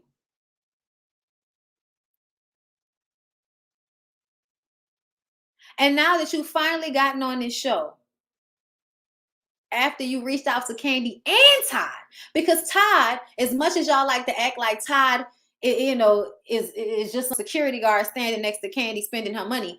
Todd is a fucking producer and was a producer before he got with Kandi and therefore had pull and plug in production and getting shows greenlit. So when you came to Kandi and Todd,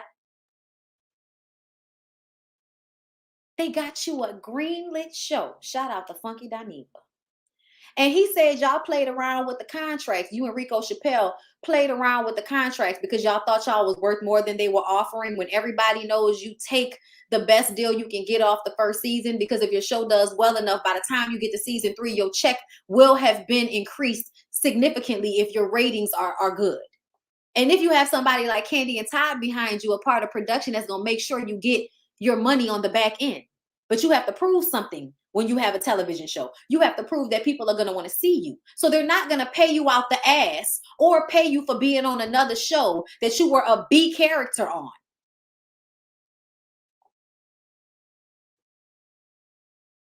But you fucked up that opportunity. And here you are on Real Housewives of Atlanta, kissing Andy's ass, basically about to pull the dick he don't want you to pull out and suck it. And he don't want you to because you ain't his type. But you physically about to do that so that you can endear yourself to this white man so that you can be on this show until Real Housewives of Atlanta dies, right? Or until they decide to, I feel like shows like this, I don't care what nobody say, if y'all keep giving us new people and new relationships over years, like I think probably if you can, every 10 years, depending on how good the cast is, you shift and give us new girls. All new girls. New dynamic friendships that are already created. These shows can go forever because essentially it's about relationships and interpersonal relationships amongst people will always be entertaining. You just have to continue to give us new people and give us something different to see and to look at. But essentially relationships between people will always be entertaining in one respect or another. So it can go forever. Kandi has created a space on Bravo. That means that not only is she there for Real Housewives of Atlanta, but if she's not on Real Housewives of Atlanta anymore, she has solidified her space on their network. They will always allow for her to create content on Bravo because Kandi has made it her business to be a person that is not only amicable and easy to deal with, she's also really good for business. So that is the reason why she is the one that could have gotten you the show. That's the reason why she has all of these spinoffs. Nobody else on fucking Bravo has as many spinoffs as Kandi. Kandi has made herself indispensable in a way. And she will always be able to get a show greenlit. She will always be able to get some type of production put in place. She is not the person that you check on for momentary gain. Candy is not the person you shit on for momentary gain. Why are you, Marlo, not paying attention to your good girlfriend, Nene? Who, where the fuck is she on Instagram Live? And down to her bar. Good for her. Guess who's not only on reality shows, but also on good scripted shows? Not just one, but a couple of them. Candy. Guess who's solidifying their footprint in theater right now? Candy and Ty. These people are putting down roots in so many different spaces, and they good people essentially. So if you cannot do them dirty, you can literally have a connection that can always be of help to you. They can always be a resource to you because they want to be resources to people, but you can't get on the internet, get on the show, and talk about whack pussy and tax brackets and tell Candy of all people that she don't do enough for the community. Come on, Marlo. You know she could have dealt with them pussy comments because, you know, you a lazy reader. So that's nothing new. You an old 90s hoe. 90s hoes always want to read somebody else's hoe facts. Like, girl, the way your pussy probably done been ran through, you can't talk about nobody else's pussy. Stop it. Girl, stop it. I don't even know why y'all care about shit like that. What do another woman's track record got to do with you? What you worried about another woman's vagina for? And then talking about she the one that's trying to get everybody down to the dungeon. Bitch, you are more worried about Candy's panty line than she's worried about yours. But we're going to make her sex toys a big topic of conversation. Girl. Marlo, if you don't go sit your Bigfoot ass down somewhere before you end up a motherfucking one season wonder, okay? And you won't be because you're a mess. So they're going to bring you back because they want the mess. But essentially, you ain't shit. And I feel like long term, it wasn't smart to fuck over or try to come at Candy in that way, especially because it wasn't warranted. It'd be different if Candy did something to you and now you just don't give a fuck about her. And I can understand that because I personally feel like I ain't kissing nobody ass. If you fuck over me, fuck you. I don't give a fuck who you are. But Candy ain't did shit to you. Candy ain't did nothing to you. And you run her through like that. And then she said some shit about Kenya too. Said some shit. We all know what it is with Kenya. You just jealous of Kenya. Like, you jealous of Candy too. But the shit with Kenya, like, girl, please. Girl, please. I'm so glad that they just kind of have this attitude towards her. Like, you're thirsty. We see it. Girl, down in your right. But anyway, that's it. That's all I got. Almost 3 hours on this bitch talking my head off. But I know y'all enjoyed it because I did. It's 871 of y'all in here. Y'all make sure y'all like the video. Playback people, I appreciate y'all for coming through when y'all come through. If y'all see any portion of this that y'all really like, y'all make sure y'all clip it and send it to me so I can share it on social media. Okay? I love y'all. I appreciate y'all. And I will see y'all next time.